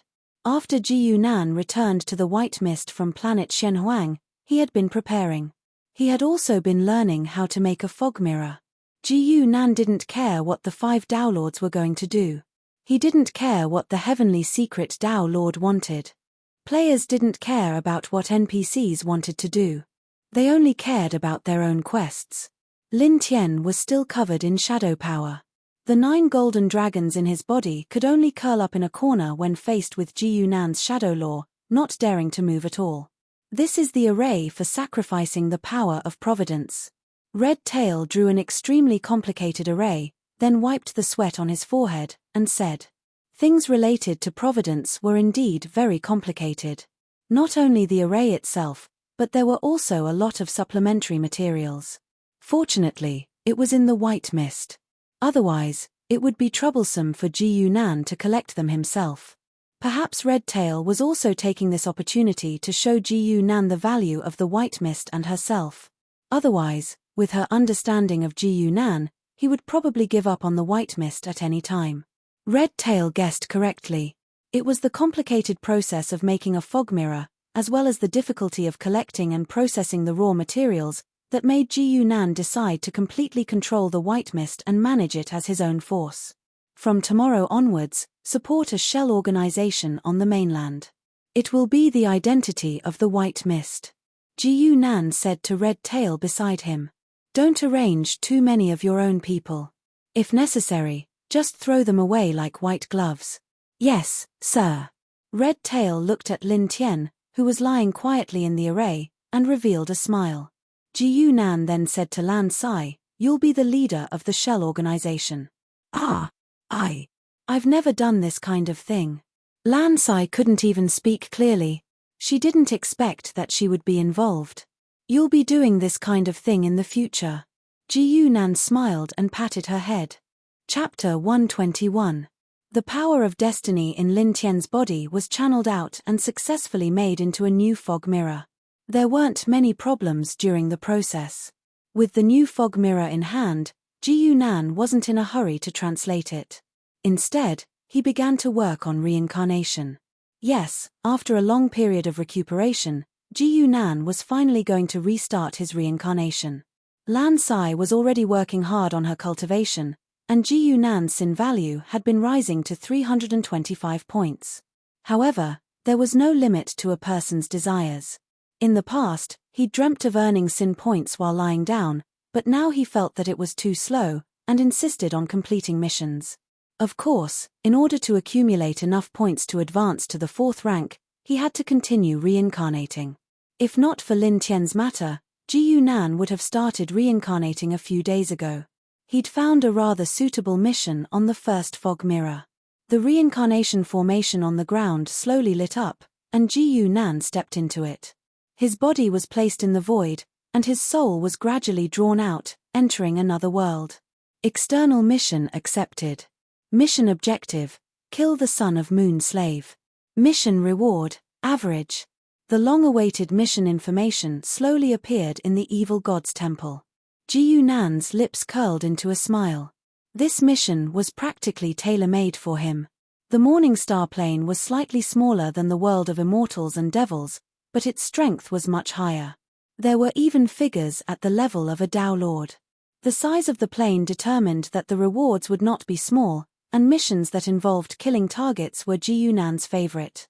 Missions with clear objectives like killing or seizing certain treasures wouldn't waste too much time. At the very least, it was much better than the world of immortals and devils. If it was a large-scale mission like the war between good and evil, it would inevitably take up a lot of energy.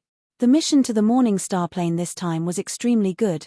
The only bad thing was, "Mighty spirit slumbering in the river of time, please respond to my call." After a long series of prayers, a blue door began to appear in front of Ji Yunan's divine soul, and Ji Yunan stepped out. The next moment, he appeared in a classroom of a school. Beneath his feet was a formation with strange patterns, and in front of him was a girl with a dull expression. According to Ji Yunan's understanding of the Morning Star plane, this was probably his parasite. The Morning Star plane was a very special plane. The laws of reincarnation here were different, and the reincarnated ones would not immediately take over the host's body. Instead, they would exist in the form of heroic spirits. This seemed to be a kind of spontaneous protection for the native life forms. Not only would the reincarnators not kill the parasites, but they would also protect them. This was because once the host died, the heroic spirit of the reincarnated host would dissipate, and the reincarnation would immediately end. Not long after Ji Yunan appeared, the formation beneath his feet started to glow. The light pillar beside him turned from red to blue, then to white. It was so bright that it was blinding. "Oh my God! Lin Duo, you summoned a king-class heroic spirit." It's actually a king-class heroic spirit. As expected of Miss Lin Duo, I'll have to work even harder. Duo, we're so close. Can you let me touch your heroic spirit?" The meaning of the blinding white light caused everyone in the classroom to burst into cries of alarm. The girl in front of Ji Yunan was even being shaken by her companions by the arm. As the person who had summoned Ji Yunan, Lin Duo had not expected that she would actually summon a king-class heroic spirit. This was a big shot equivalent to a 3rd rank. This girl with a round face and a few freckles on her cheeks was at a loss for a moment, not knowing what to do. Ji Yunan had long since understood the laws of this plane from the information he had obtained from White Mist. He said expressionlessly, "My name is Ji Yunan." As soon as Ji Yunan's voice fell, the surroundings immediately burst into cries of alarm. Wow! A heroic spirit with intelligence at that. As expected of a king-class existence. Yes. He looks so handsome. I also want to have such a heroic spirit. In fact, Ji Yunan's face was still the same, looking ordinary and not at all handsome. But this was the style of this plane. The whole world followed suit, and Ji Yunan had long heard of it. In the end, it was a person who looked like a teacher who appeared and clapped his hands to signal everyone to be quiet. He then turned to Lin Duo and said, "Lin Duo, don't be nervous. Just act like you're in class." Lin Duo, who had received encouragement from the teacher, gritted her teeth and stepped forward. "Mr. Ji Yunan, it's nice to meet you." Ji Yunan only nodded indifferently. He needed to play the image of a cold heroic spirit so that it would be convenient for him to do his own missions in the future. The classroom began to quiet down. Everyone stared at Lin Duo and Ji Yunan with curiosity in their eyes. Even the teacher was the same. This was a king-class heroic spirit. Even the second-rank powerhouses might not have seen one before. Who would have thought that a student who was still in high school and coming into contact with a heroic spirit for the first time would be able to summon it, but he was not too surprised. The summoning of a heroic spirit was a probabilistic event. It was not like this had never happened before. Everyone's stares made Lin Duo even more nervous. She even stuttered a little. "Mr. Ji Yunan, I am Lin Duo. I'm a student at Imperial City No. 4 High School. My hobby is, I'm just a heroic spirit." "I don't care about your hobby." Ji Yunan frowned slightly and interrupted her. "Ah, I'm sorry." Lin Duo's little face instantly turned red, and there was a burst of laughter around her. Ji Yunan shook his head slightly and walked out of the array. His body gradually solidified and was no longer a pure white spirit body. There was even a suit that automatically appeared on his body. What a considerate rule. Ji Yunan could not help but mutter. Now, Ji Yunan had inherited a part of his original body in terms of strength, speed, and rule. He looked no different from a human. Heroic spirit was a local term. In essence, it was more like an individual that was directly shaped by the rules. Like the major elemental creatures, it was a rule creature. It was not the same as the heroic spirit that Ji Yunan had previously understood. It did not refer to the soul of a dead person, but a special existence that was between reality and illusion. Ordinary heroic spirits often had strong obsessions when they descended and needed the summoner to help them fulfill their wishes. Ji Yunan's gaze swept across the classroom. Some people lowered their heads, while others looked at him curiously. But none of this had anything to do with him. His gaze finally landed on Lin Duo. This was the girl who had summoned him. At least for this period of time, he had to ensure that she was alive. Chapter 122. Lin Duo was indeed in trouble, and it was a matter of life and death. A female high school student like her should not have encountered such trouble. Hearing Ji Yunan's words, Lin Duo's face flashed with panic, and she shook her head to deny it. The teachers did not seem to have any suspicions, or perhaps it was the appearance of the king-level heroic spirit, Ji Yunan, that attracted most of their attention. Half an hour later, Lin Duo stood alone in the corner of the school field, while Ji Yunan stood quietly behind her in a grey suit. "Mr. Ji Yunan, how did you know I was in trouble?" Lin Duo had a serious expression on her face. "There's something unclean on you." Ji Yunan didn't even bat an eyelid as he casually answered her, but his gaze was sizing up the surroundings with interest. This was the capital's No. 4 high school, so the field was mostly filled with high school students. All of them had youthful faces, but they were surrounded by valiant spirits with different appearances. Some were humanoid, some had the appearance of a beast, and some were even a sword. A little girl skipped past him, and a scimitar swayed behind her.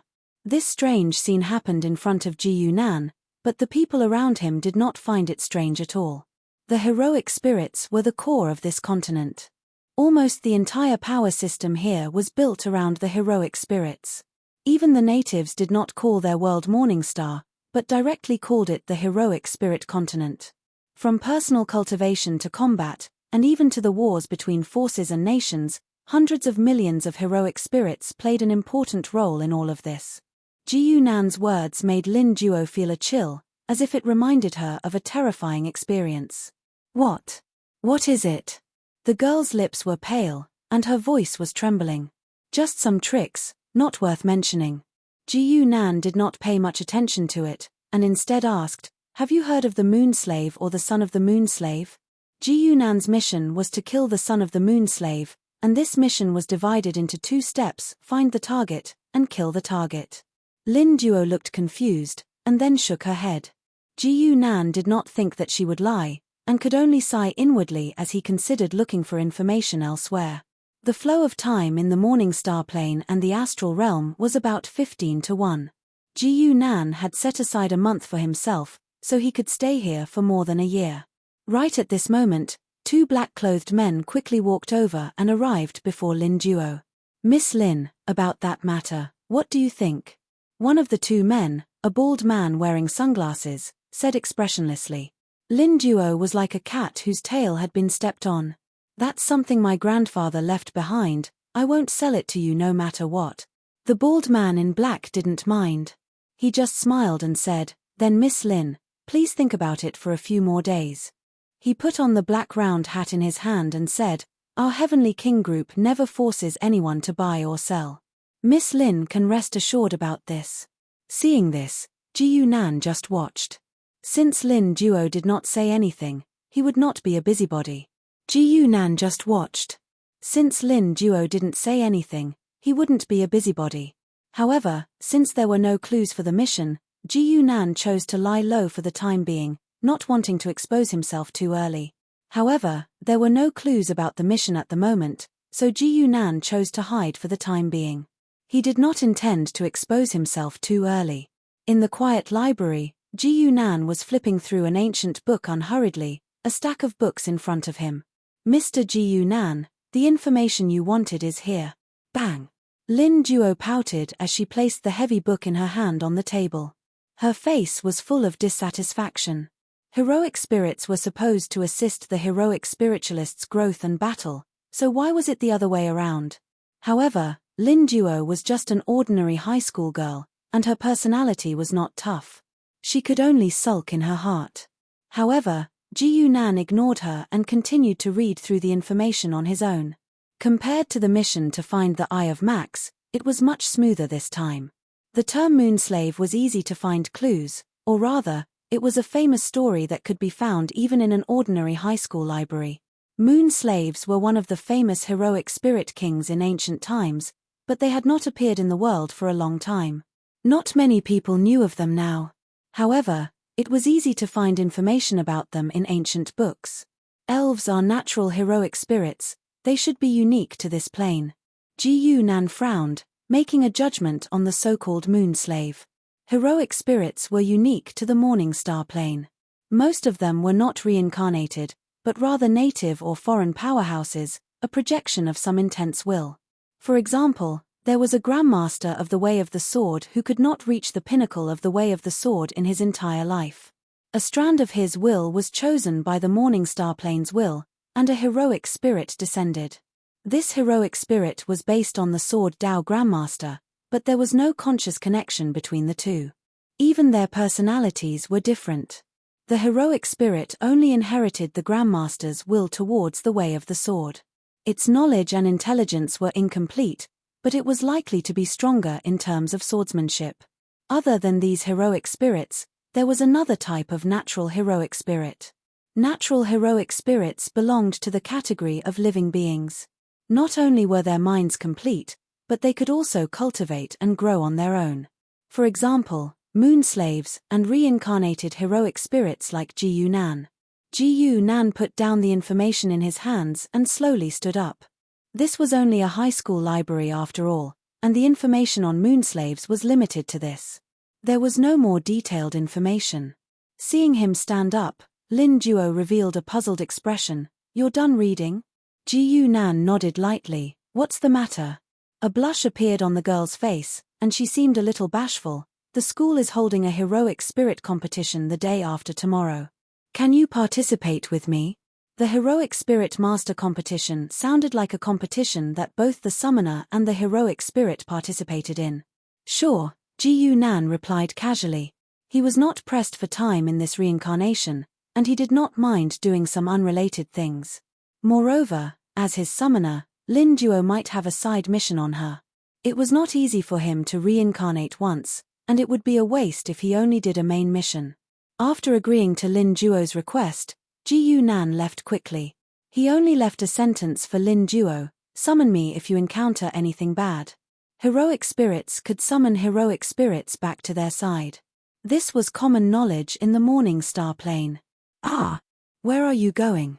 Lin Duo hurriedly asked, but Ji Yunan's figure had already disappeared. Chapter 123. Under normal circumstances, heroic spirits would naturally follow the heroic spirit master. Many heroic spirits did not have enough intelligence and had to be controlled by the heroic spirit master. Once they were far away, they would fall into a chaotic state. However, heroic spirits like Ji Yunan were different. His actions were not controlled by the heroic spirit master. In fact, he could even control the heroic spirit master. After all, in this world, the one with the biggest fist had the final say. Ji Yunan had not inherited all of the main body's power yet, but he was comparable to an ordinary Tao Lord. Moreover, he did not lack any techniques, which was enough for him to do whatever he wanted. He turned into a shadow and quickly moved forward. Soon, he arrived at a corner and happened to block two figures. They were the men in black who had spoken to Lin Duo earlier. "Big brother, are we really not going to use force? Young Master Han doesn't have much time left for us," the other man said to the bald man anxiously. The bald man was very calm. He pursed his lips and said, "Our identities are different now. We work for the Heavenly King Group. How can we just waste our time like before?" As he spoke, he revealed a cold smile. "Don't worry. Master Zhong's heroic spirit has already stopped on that girl for 7 days. We'll be able to reap the benefits soon." "Master Zhong?" The person next to him cried out in alarm, then hurriedly covered his mouth. It was as if this name represented something terrifying, and his expression was very frightened. The bald man nodded solemnly. In the next moment, the two of them turned a corner and found that a figure was already blocking their way. This person was not tall. He wore a grey suit and was expressionless. However, the bald man's expression suddenly changed. He clearly remembered that this person was standing beside Lin Duo just now. "Who are you? Lin Duo's matter has nothing to do with you. You'd better." Before the bald man could finish speaking, he suddenly felt a pain in his heart. He hurriedly looked down and saw that the other party's hand had already pierced into his heart. In the next moment, his heart was directly crushed. Ji Yunan slowly withdrew his hand. There was not a single trace of blood on his hand. All the blood was left in the man's body. The scene was extremely strange. "Where is Master Zhong?" Ji Yunan's cold gaze fell on the man beside him. Before this man was just a hooligan who worked for his big brother. He had never seen such a scene before.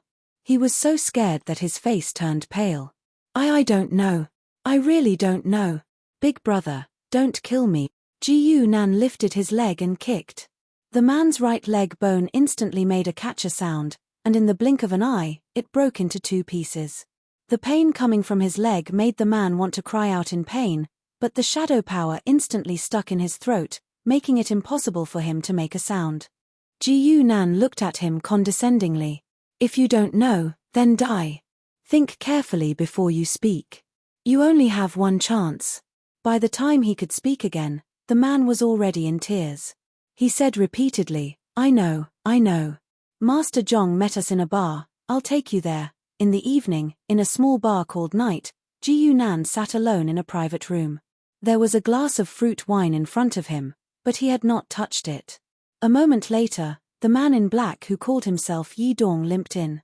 "Sir, Master Zhong said he'll be here soon." Yi Dong walked to Ji Yunan's side with a smile and bowed. Ji Yunan just nodded lightly and said casually, "What's this Master Zhong's background?" Ji Yunan had already asked Yi Dong and his big brother why they were looking for Lin Duo, but he couldn't get an answer. He was the young master of the Heavenly King Group, and he wanted to buy something from Lin Duo. They were just following orders. The reason why Ji Yunan came to them was that he wanted to solve Lin Duo's problem. After all, this was his summoner. Ji Yunan didn't want to be forced to return to the astral world because something happened to Lin Duo when he went out to search for clues. It would be too unreliable to keep Lin Duo by his side. Ji Yunan didn't have many ways to protect people, and others weren't fools. Once their relationship was exposed, it wouldn't be difficult to kill Lin Duo. The soon that Yi Dong said was indeed a short while. A moment later, someone pushed open the door of the bar room. Yi Dong's expression changed when he saw who it was. He quickly stood up and said, "Young Master Han." Ji Yunan looked up and saw that the person who walked in was a young man in casual sportswear. His appearance was quite outstanding, and he fit the standard of a tall, rich, and handsome man. After young Master Han came in, he didn't even look at Yi Dong. Instead, he smiled at Ji Yunan. "I'm Han Feng. How should I address you, sir?" Ji Yunan didn't answer him. Instead, he asked, "Where's the person I'm looking for?" Han Feng didn't care about his rudeness. He said indifferently, "With your strength, Master Zhong wouldn't dare to show up like this." This young Master Han Feng of the Heavenly King group wasn't stupid. It was unusual that Yi Dong suddenly contacted Master Zhong instead of the bald man. Then, after investigating the two's movements, they easily discovered the bald man's corpse and the terrifying aura left behind by Ji Yunan. It's very likely to be a powerhouse at the third stage. Master Zhong made such a judgment, which made Han Feng and the others fall silent. No matter how they thought about it, they couldn't understand why there would be such a powerful expert interfering with a mere Lin duo. However, Han Feng wasn't someone who could be frightened by a mere aura. He decided to meet the other party in person. Ji Yunan's dangerous gaze fell on Han Feng. The latter felt a chill run down his spine. He couldn't help but believe Master Zhong's judgment. However, since he dared to come like this, he naturally had something to rely on. "Sir, you have to think carefully," Han Feng said loudly, as if to embolden himself. "Master Zhong's spirit is hiding in Lin Duo's body. I'm afraid you've also discovered this, right?" From the first time Ji Yunan saw Lin Duo, he knew there was something dirty in her body. However, it was different from the species he knew before. It turned out to be a spirit. Han Feng deliberately mentioned this in hopes that the other party wouldn't take action. As long as this person wanted to protect Lin Duo's life, he wouldn't dare to fall out with them before meeting Master Zhong. As expected, Ji Yunan fell into silence after he finished speaking, and this caused a smile to appear on Han Feng's face once more. "Sir, why are you looking for Lin Duo? Why don't you tell me? We might have a chance to cooperate." Like before, Han Feng grabbed his opponent's lifeline and started his negotiation. "As long as we can reach a consensus, Master Zhong will naturally show up." However, he hadn't expected that Ji Yunan's hand would suddenly stretch out in the next moment and twist his head. This young Master Han Feng, who was equivalent to an inborn powerhouse, had his head twisted 180 degrees. His eyes stared at Yi Dong, who was behind him, causing the latter to scream in fear. Chapter 124. At the moment of Han Feng's death, in a bungalow near the bar, an old man with a face full of wrinkles suddenly opened his eyes and blurted out, "Go, go." The young man next to him was stunned. "Master, where are we going? Are we not going to wait for young Master Han?" The old man was the Master Zhong that Yi Dong and the others were talking about. He said with a gloomy face, "Han Feng is dead. Go now, we can't hide here for long." The young man's face turned pale when he heard the news from his master. He did not dare to say anything else and quickly packed up his things to leave. After the young man left in a hurry, Master Zhong calmed down a little, but his face was still pale. He did not expect that person to be so decisive to kill someone without saying a word. Was he not afraid that he would hurt Lin Duo? Or was he wrong, and the person did not care about Lin Duo's life? It was not impossible, for example, if the person also wanted that thing. "Me. How could I let you get what you want so easily?" Master Zhong's eyes flashed with a trace of ruthlessness. "I'm back." A gentle voice came from the door of Lin Duo's house. Lin Duo had already returned home, and it was her sister, Lin Ku. "You're back." Lin Duo had a listless look on her face as she walked out of the kitchen. She had a piece of toast in her mouth, but when she opened her mouth, the toast fell out. Lin Ku looked at her silly sister with a smile and patted her head. "Where's Mom and Dad? They called and said they won't be coming home tonight." Lin Duo took another bite of toast and stared at Lin Ku. "Sister, I'm hungry." Lin Ku rolled her eyes and said helplessly, I'm going to cook now. Right, didn't you want to perform spiritual awakening today? Did you succeed? Normally, a first-year high school student like Lin Duo would initiate her first heroic spirit summoning in school. This process was called spiritual awakening. Not everyone could succeed in spiritual awakening. Only those who were talented and diligent could easily summon a heroic spirit, and the success rate was only about 1 in 5. Speaking of heroic spirits, Lin Duo suddenly became excited. Of course I succeeded. And I summoned a king-level heroic spirit. King level? Lin Ku's eyes widened. She couldn't help but wonder if she had heard wrong. She wasn't like her younger sister, who was still in high school. As a second-stage heroic spirit master, she deeply understood the meaning of the word king level. The world's top heroic spirits not only represented endless glory, but also unimaginable power. If it wasn't for the fact that heroic spirits couldn't be stolen or transferred, perhaps it would have represented a disaster. What about your hero spirit? Lin Ku quickly asked. Lin Duo hesitated. He's busy with something. Hearing this, Lin Ku's gaze became strange, as if her sister had said something stupid. You mean, your hero's spirit didn't follow you? It can't be a scam, right? Her sister's strange tone made Lin Duo angry. Mr. Ji Yunan is a very powerful person. Lin Ku could only shrug helplessly. The two agreed that if there was a chance next time, they must let her sister meet Mr. Ji Yunan. Lin Duo pouted and went upstairs. Lin Duo sat alone in the room and muttered, Mr. Ji Yunan is a king-level heroic spirit. And she recalled the words Ji Yunan said to her when he first arrived. Is it something bad?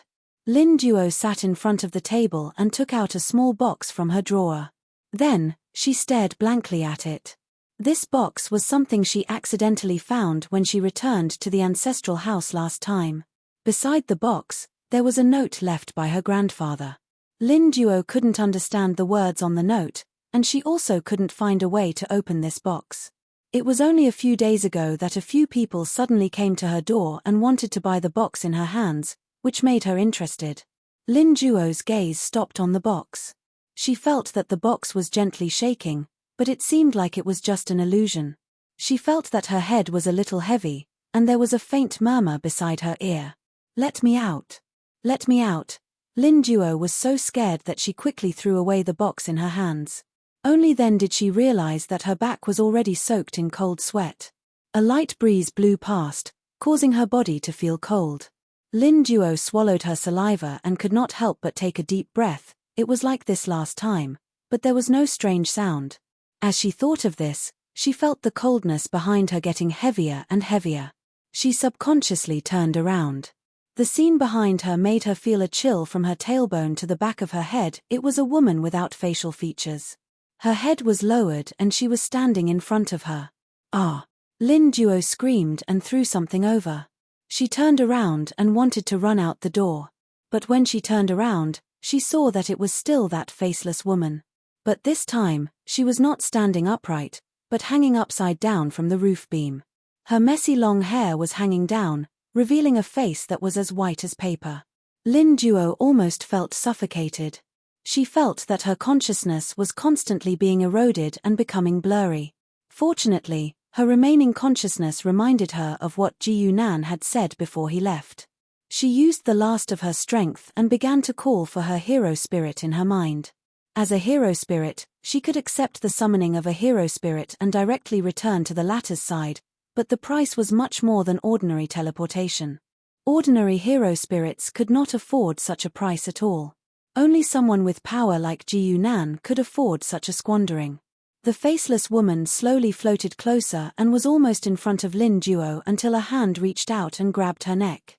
Ji Yunan's figure slowly walked out of the void and grabbed the faceless woman's throat with one hand. The latter began to struggle violently. Her figure suddenly became blurry, but soon became clear again. She kept changing like this. The whole scene looked more like she wanted to turn invisible and leave, but Ji Yunan had grabbed her life and she could not escape. Mr. Ji Yunan. Lin Duo was relieved.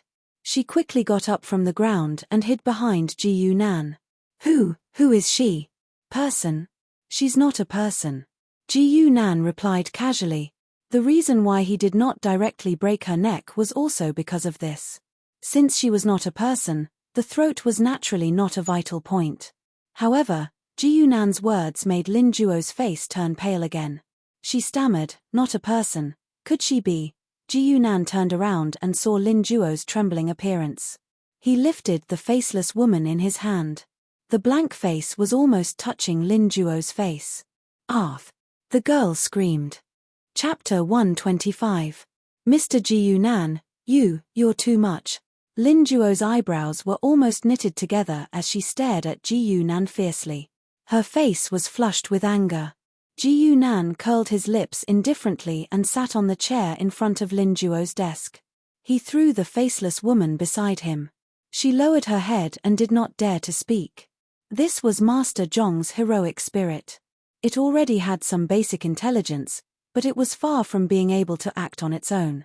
Therefore, as long as Master Zhong wanted to protect his heroic spirit, he had to come here. A heroic spirit of this level could not bear the cost of returning to the heroic spirit. Seeing that he did not speak, Lin Juo could only hide in a corner and sulk. However, she could not hold back her curiosity and ran to the faceless heroic spirit. Fear came from the unknown. After knowing that this was just a weird-looking heroic spirit, Lin Juo was not afraid anymore. In terms of appearance, there were many monsters among the heroic spirits. She was definitely not one of them. Lin Juo, who was full of curiosity, saw that the faceless heroic spirit did not dare to move, so she stretched out her finger and poked her featureless face. "Ah, it's very bouncy." Lin Juo seemed to be pleasantly surprised. The faceless heroic spirit was controlled by Ji Yunan and naturally did not dare to resist. Since she did not have a face, she could not make any faces to scare Lin Juo. She could only draw circles in resentment. Faceless monsters, a rare type of heroic spirit. Their faces are the best defensive weapons and can absorb most of the damage, Ji Yunan explained. He did not read those books in the library for nothing.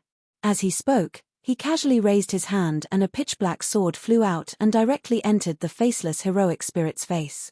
The faceless heroic spirit seemed to be whimpering, but no one knew where it came from. The part that was pierced by the small sword oozed some light blue crystal-clear liquid. It did not look scary, but it was somewhat beautiful. The pitch-black sword gradually turned into a black shadow and dissipated. The faceless heroic spirit's wound also quickly healed as if it had never been injured. Only a few drops of blue liquid on the ground showed what happened just now. Lin Juo's mouth twitched. She no longer had any interest in studying it and quickly let go. A moment later, Ji Yunan slowly opened his eyes, lifted the faceless monster with one hand, and said to Lin Juo, "I'm going to meet someone, see you the day after tomorrow." "Ah, see you the day after tomorrow." Lin Juo had yet to react and spoke subconsciously. Ji Yunan's figure had already disappeared without a trace. At this time, there was a light knock on her door, and then her sister Lin Ku's head popped in. "It's time to eat, silly sister." "Hey, why is your room so messy?" Lin Ku looked at her in confusion. Lin Juo screamed as she realized what she had neglected. She actually didn't call her sister up and let her meet Mr. Ji Yunan. Night had fallen. Ji Yunan carried the faceless monster with one hand and leaped from roof to roof. Only when he passed by a house did he suddenly stop. With a leap, he broke through the roof and landed inside the house. Master Zhong, who was in the room, was watching all of this with his mouth agape. "You!" He watched as Ji Yunan landed expressionlessly and grabbed his faceless hero spirit with one hand. He hurriedly said, "Sir, please have mercy." He jumped up and quickly said, "I'm Zhong Yibai. I'm here to deliver information about the Heavenly King Corporation's Han family to Sir." A faint smile appeared on Ji Yunan's expressionless face. "You're a smart person. Tell me." Hearing Ji Yunan's words, Zhong Yibai finally let out a sigh of relief and wiped the sweat off his forehead. He knew that in front of a truly powerful person, begging for mercy or threatening them were meaningless. Only by saying something that interested them would he be able to survive. If it weren't for the fact that he couldn't bear to part with his hero spirit, he wouldn't have come here hoping to get lucky. In the end, he was captured before he could even show his face. In half a month, It will be the Heavenly King Corporation's Spirit Master Han Jun's 70th birthday. Han Feng wants to buy the thing in Miss Lin Duo's hands to prepare a birthday gift for his grandfather. Zhong Yibai used the simplest words to explain Han Feng's purpose. Ji Yunan frowned and asked, "What is that thing in Lin Duo's hands?" Zhong Yibai carefully looked at him and said in a low voice, "It's a young natural hero spirit." A flash of understanding flashed in Ji Yunan's eyes. He then nodded lightly.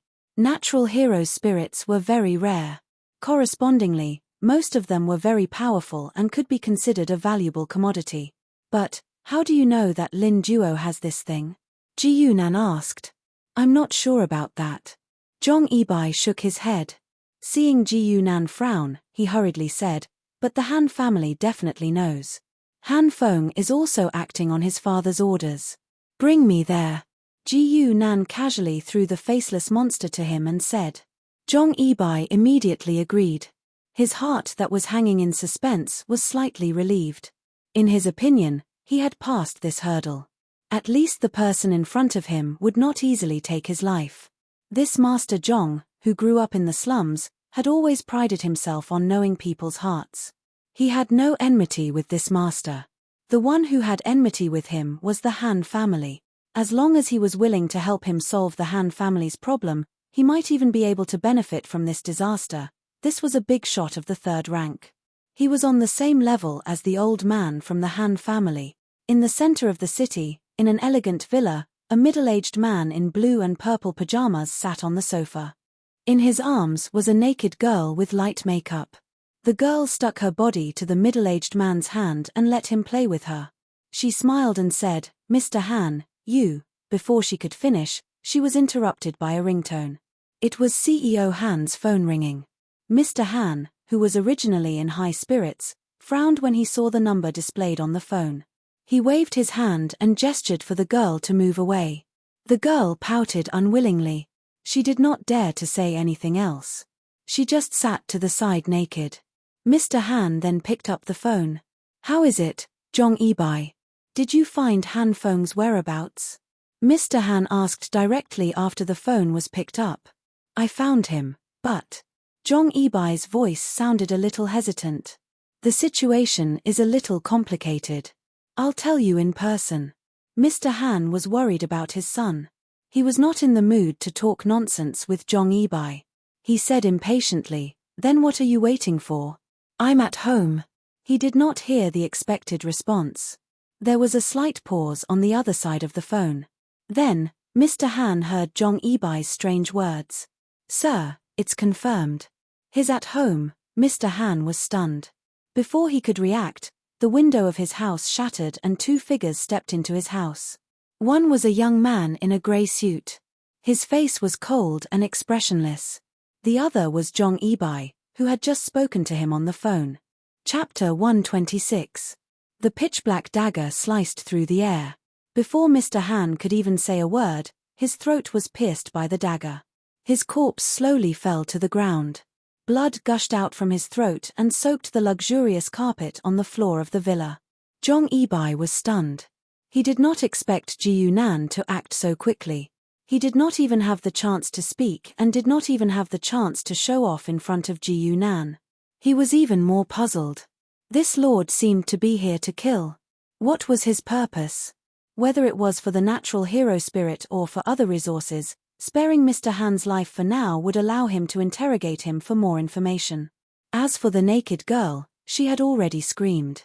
However, not long after she screamed, she covered her mouth tightly. She was afraid that Ji Yunan would kill her as well. Ji Yunan did not even look at the two of them.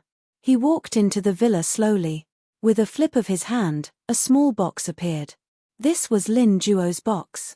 It was unknown when it was in Ji Yunan's hands. When the box was in Lin Duo's hands, it would often emit an abnormal fluctuation, making people feel like something was trying to come out. However, when it was in Ji Yunan's hands, it was extremely quiet. It was only when Ji Yunan took it out that it emitted some fluctuation again, guiding Ji Yunan in a certain direction. As expected. Ji Yunan smiled.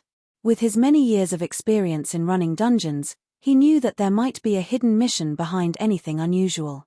Lin Duo's box was so obviously abnormal that it could not be hidden from Ji Yunan's eyes. Therefore, he took the time to take the box and brought it to Mr. Han's villa. As expected, it reacted. Lord Zhong Yibai saw that Ji Yunan had no intention of leaving and could not help but feel anxious. We should leave quickly. There are still many experts hiding here. Before he finished speaking, another black light flashed and the same black dagger appeared on his neck. Zhong Yibai looked at Ji Yunan in shock. He could not understand why Ji Yunan would attack him. Was he not going to continue to deal with the hands? Don't you need me to provide information? Even if he didn't need anything. He clearly hadn't shown any disloyalty, so why, naturally, no one would answer Zhong Yibai's question. He wouldn't be able to find the answer even on the road to hell. Ji Yunan didn't have any grudges with the Han family. He just wanted to kill everyone who knew about Lin Duo to ensure the girl's safety. As for Zhong Yibai, it was the same reason. Since it was useless and he knew of Lin Duo's existence, he should just die. Ji Yunan's figure disappeared around the corner. The naked girl suppressed the fear in her heart, found a random piece of clothing on the ground, and hurriedly ran out. The thing that was calling out to the little box was also a box, hidden in the deepest room of the villa. If not for the connection between the two boxes, it would not have been easy to find this place. Even if he could enter this room, it would be difficult to find the other box. However, Ji Yunan would definitely not miss it. Because the moment he stepped into the room, he frowned and slashed at a corner of the room. Wait. Don't do it, I'm on your side. A scream was heard, and a figure floated out. The word floated was appropriate because this was an old man with a head full of white hair. He only had the upper half of his body, and the lower half was a cloud of smoke. He was like a ghost in a comic book. This was a hero spirit, and it didn't belong to anyone. It was a special hero spirit that guarded the two boxes. As a hero spirit, Ji Yunan was especially sensitive to hero spirits. When the two boxes came close, he could sense that the other was born from the other box. You are the hero spirit of these two boxes? Ji Yunan asked the white-bearded old man as he held the two boxes in his hand. That's right. The white-bearded old man raised his head and said, I am the hero spirit of the Sun and Moon magic box. Sun and Moon magic box. Ji Yunan frowned. He looked down at the two boxes. Although the two boxes looked similar, the patterns on them were different. Lin Duo's was probably the sun box. There was a picture of a rising sun on it. Seeing Ji Yunan's expression, the white-bearded old man's expression became more dignified. Young people these days are really impulsive. Why don't you come and help this old man up?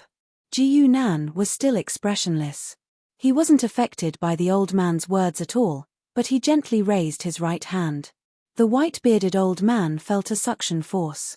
His body quickly approached Ji Yunan, and his neck was already gripped by his opponent's hand. How do I open the Sun and Moon magic box? Ji Yunan's indifferent voice came. Although he was a hero spirit, the feeling of suffocation was real. The white-bearded old man was instantly annoyed. He felt a surge of anger rush to his head. Is this the attitude you use to ask for help? So he angrily turned his head and didn't answer, but he was sneering in his heart. The Sun and Moon magic box was a treasure that had been passed down for many years. Only by obtaining the recognition of the magic box and himself could one become the treasure's master and open the magic box. And this guy in front of him, a young man who doesn't know the immensity of heaven and earth. Ji Yunan didn't have much of a reaction when he didn't get an answer. He was just asking casually to see if he could trigger a mission. He casually threw the old man to the side. He picked up the moon box from the villa and placed it in the palm of his right hand. Then, he began to clench and exert force. The old man's hero spirit saw this scene and almost laughed out loud. This person actually wanted to open the Sun and Moon magic box with brute force. This was simply crack. A crisp sound came, and the old man's hero spirit's thoughts were instantly cut off. His mind went blank. Crack. Crack. There were two more crisp sounds. Two cracks appeared on the moon box where Ji Yunan's palm was, and they were still expanding. No, please don't. The old man's hero spirit hurriedly floated in front of Ji Yunan. His voice began to tremble, but he didn't know how to stop Ji Yunan's actions. Naturally, Ji Yunan completely ignored his words. The next moment, the moon box completely cracked. A wisp of smoke floated out and formed the figure of a little girl in midair. There was a pair of transparent wings on her back, and she lay flat in front of Ji Yunan. And at this moment, the evil divine temple in Ji Yunan's mind trembled slightly, and a piece of information was transmitted. Side mission: protect the twin heroic spirits, Sun and Moon Demon. Ji Yunan instantly became spirited. He had gone through a lot of trouble to come here, and it was indeed not in vain. Lin Duo's strange ancestral box really had a side mission: twin heroic spirits, Sun and Moon Demon. Ji Yunan looked at the little girl in front of him and saw that there was indeed a crescent moon mark between her brows. Her body was also surrounded by a rich power of the moon. This kind of power was even purer than Yu Qianling's. Chapter 127. Valiant spirits were a special product of the morning star plane. They had the characteristics of living beings and creatures of laws. Some could be revived, while others could reproduce naturally. Ji Yunan's target for this side mission was the twin valiant spirits. They were almost no different from living beings. Ji Yunan did not know who had forcefully sealed these two valiant spirits, even using a treasure like the Sun-Moon magic box. Anything that could give birth to valiant spirits was naturally a treasure. However, this was not important. Since the mission had nothing to do with the box, Ji Yunan did not mind destroying it. Of course, Ji Yunan did not mind, but there were others who did. The box was destroyed by Ji Yunan with brute force, causing the white-bearded old man's figure to sway. His entire body became illusory, becoming more like a specter. He trembled as he flew in front of Ji Yunan, practically crying as he begged Ji Yunan to stop. He even hurriedly opened the seal on the box. Since the white-bearded old man was willing to open the box, Ji Yunan naturally had no interest in opening the magic box with his bare hands again. The moment the box was opened, smoke flew out as well, but this time it was more lively and intense. This time, a valiant spirit that looked like a little boy appeared in the air. He had already awakened, and was staring at Ji Yunan with a pair of large eyes. He stared at the two for a long time, finally confirming that Ji Yunan was the one in charge. His small face tensed up as he asked, "Who are you?" "In a sense, I'm your father." When Lin Duo returned to her room, she was still filled with anticipation. She wanted to see if Ji Yunan was already inside, waiting to give her a surprise. The answer was obviously that she was overthinking. "What? How can you say that you're my valiant spirit? How irresponsible." Lin Duo pouted and sat down on the bed indignantly. In the next moment, Ji Yunan's figure slowly appeared in front of her, holding hands with a boy and a girl who looked like they were carved from jade. At first, Lin Duo was a little embarrassed. After all, it was better not to run into people talking bad about others. But soon, her attention was drawn away. "All right, but, love." After a loud roar, the two little friends quickly fell into Lin Duo's hands. Her exploding young girl's heart allowed her to explode with astonishing potential. What are their names?" Lin Duo rubbed the faces of the two children and asked Ji Yunan. "You can call me Moon, sister." Before Ji Yunan could say anything, the little girl, Moon Demon, had already revealed a gentle smile. "Whoa whoa whoa whoa, your voice is so nice." Lin Duo couldn't resist the sun monster's charm. She looked at the sun monster and asked, "What about you?" The little boy, the sun demon, shook his head coolly and ignored her. Ji Yunan answered for him, "Yeah." Lin Duo looked at him in a daze. She felt that something was wrong, but Ji Yunan didn't give her a chance to say anything. He said directly, "They are twin spirits. Sign a contract with them." Ji Yunan's main quest was to kill the son of Moonslave, and his side quest was to protect the sun monster. Before that, he had to ensure Lin Duo's safety.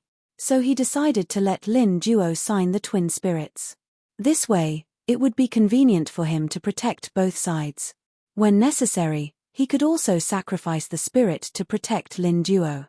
For experienced players, it was acceptable to sacrifice a side quest in order to obtain more benefits. Can it really be done? Lin Duo said excitedly, as if she had been hit in the head by a pleasant surprise. A heroic spiritualist could sign a contract with more than one spirit, but it would definitely weaken the buffs they gave to the spirit. So, they had to obtain the consent of the spirit themselves. If the heroic spiritualist forcefully signed a new spirit, it could easily lead to the betrayal of the old spirit.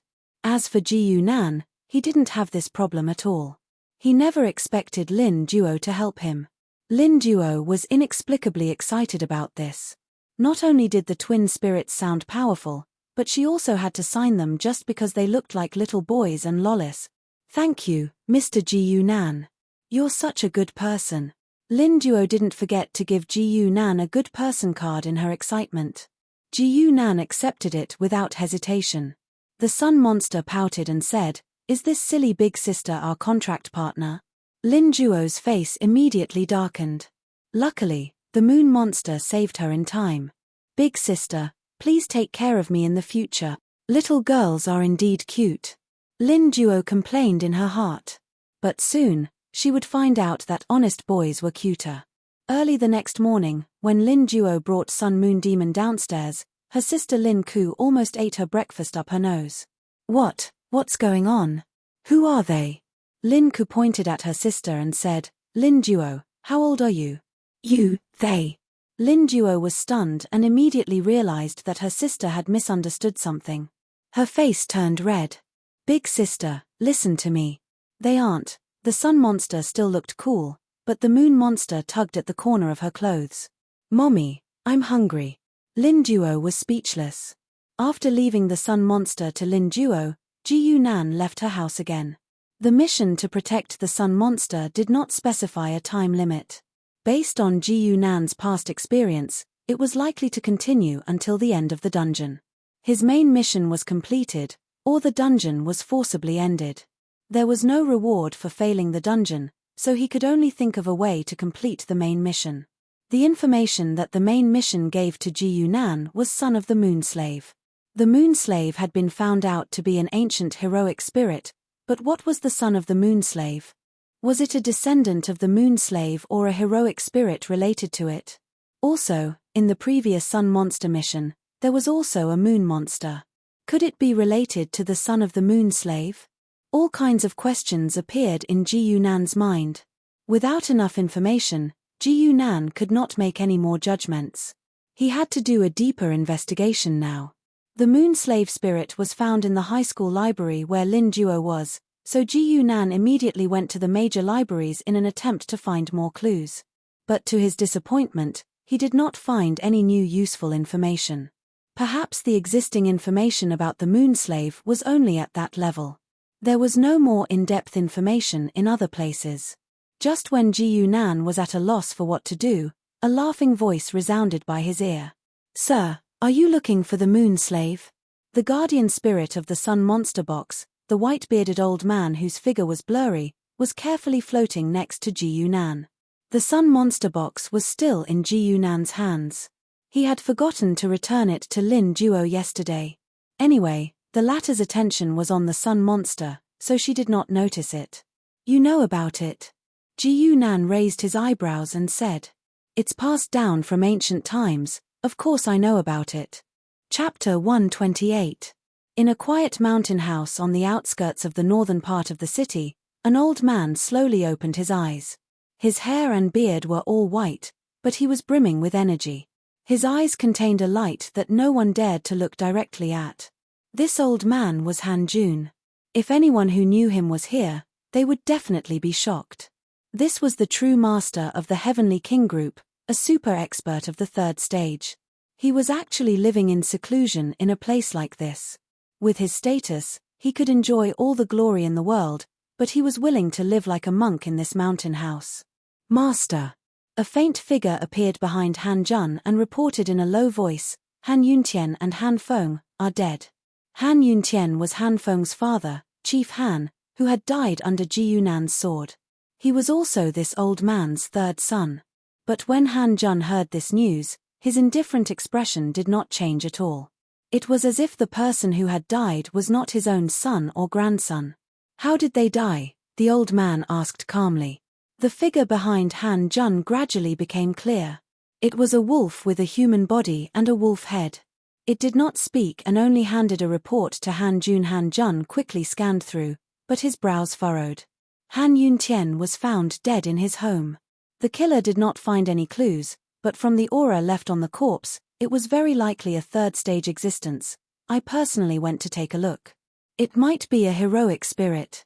The wolf head saw Han Jun's expression and added, "A third-stage heroic spirit." Han Jun's expression became even more doubtful. This level of heroic spirit was even rarer than human experts. Even a king-level heroic spirit would find it difficult to grow to the third stage without dying. On the other hand, a heroic spirit master could borrow the power of many heroic spirits and take this step more easily. To be able to kill people in the city, it's definitely not a natural heroic spirit. How did these two pieces of trash offend an expert of this level? Han Jun said with a cold expression. He had many sons in his life and even more grandchildren. He did not care if one or two died. But if they caused trouble for the family, then their deaths were truly not to be regretted. A heroic spirit would not kill people with such a purpose. There must be someone behind the scenes who gave the order. If even his subordinate's heroic spirit was so strong, how strong was the heroic spirit master? Although there were cases where heroic spirits were especially strong, Han Jun did not want to take the risk. "Give the order to investigate this matter," he said coldly to the wolf head. "I will go to the martyr's palace. If a king-level heroic spirit appears, it won't be able to hide from the mirror. The moon slave is a king-tier heroic spirit. If there really is a moon slave, you can use the mirror of heroic spirits to check." The white-bearded old man floated beside Ji Yunan with a fawning smile. The martyr's palace had a martyr's mirror, but Ji Yunan had never learned about it before. It was the old man who had told him about it. The martyr's palace was a special existence that could be understood as the Guild of Martyrs. Even Lin Juo's school textbooks were mostly written by the martyr's palace. It could be said that the martyr's palace was the absolute authority when it came to matters related to martyrs. On the other hand, the heroic spirit mirror was a special treasure. Every time it was activated, it required a hefty price, but its function was quite remarkable.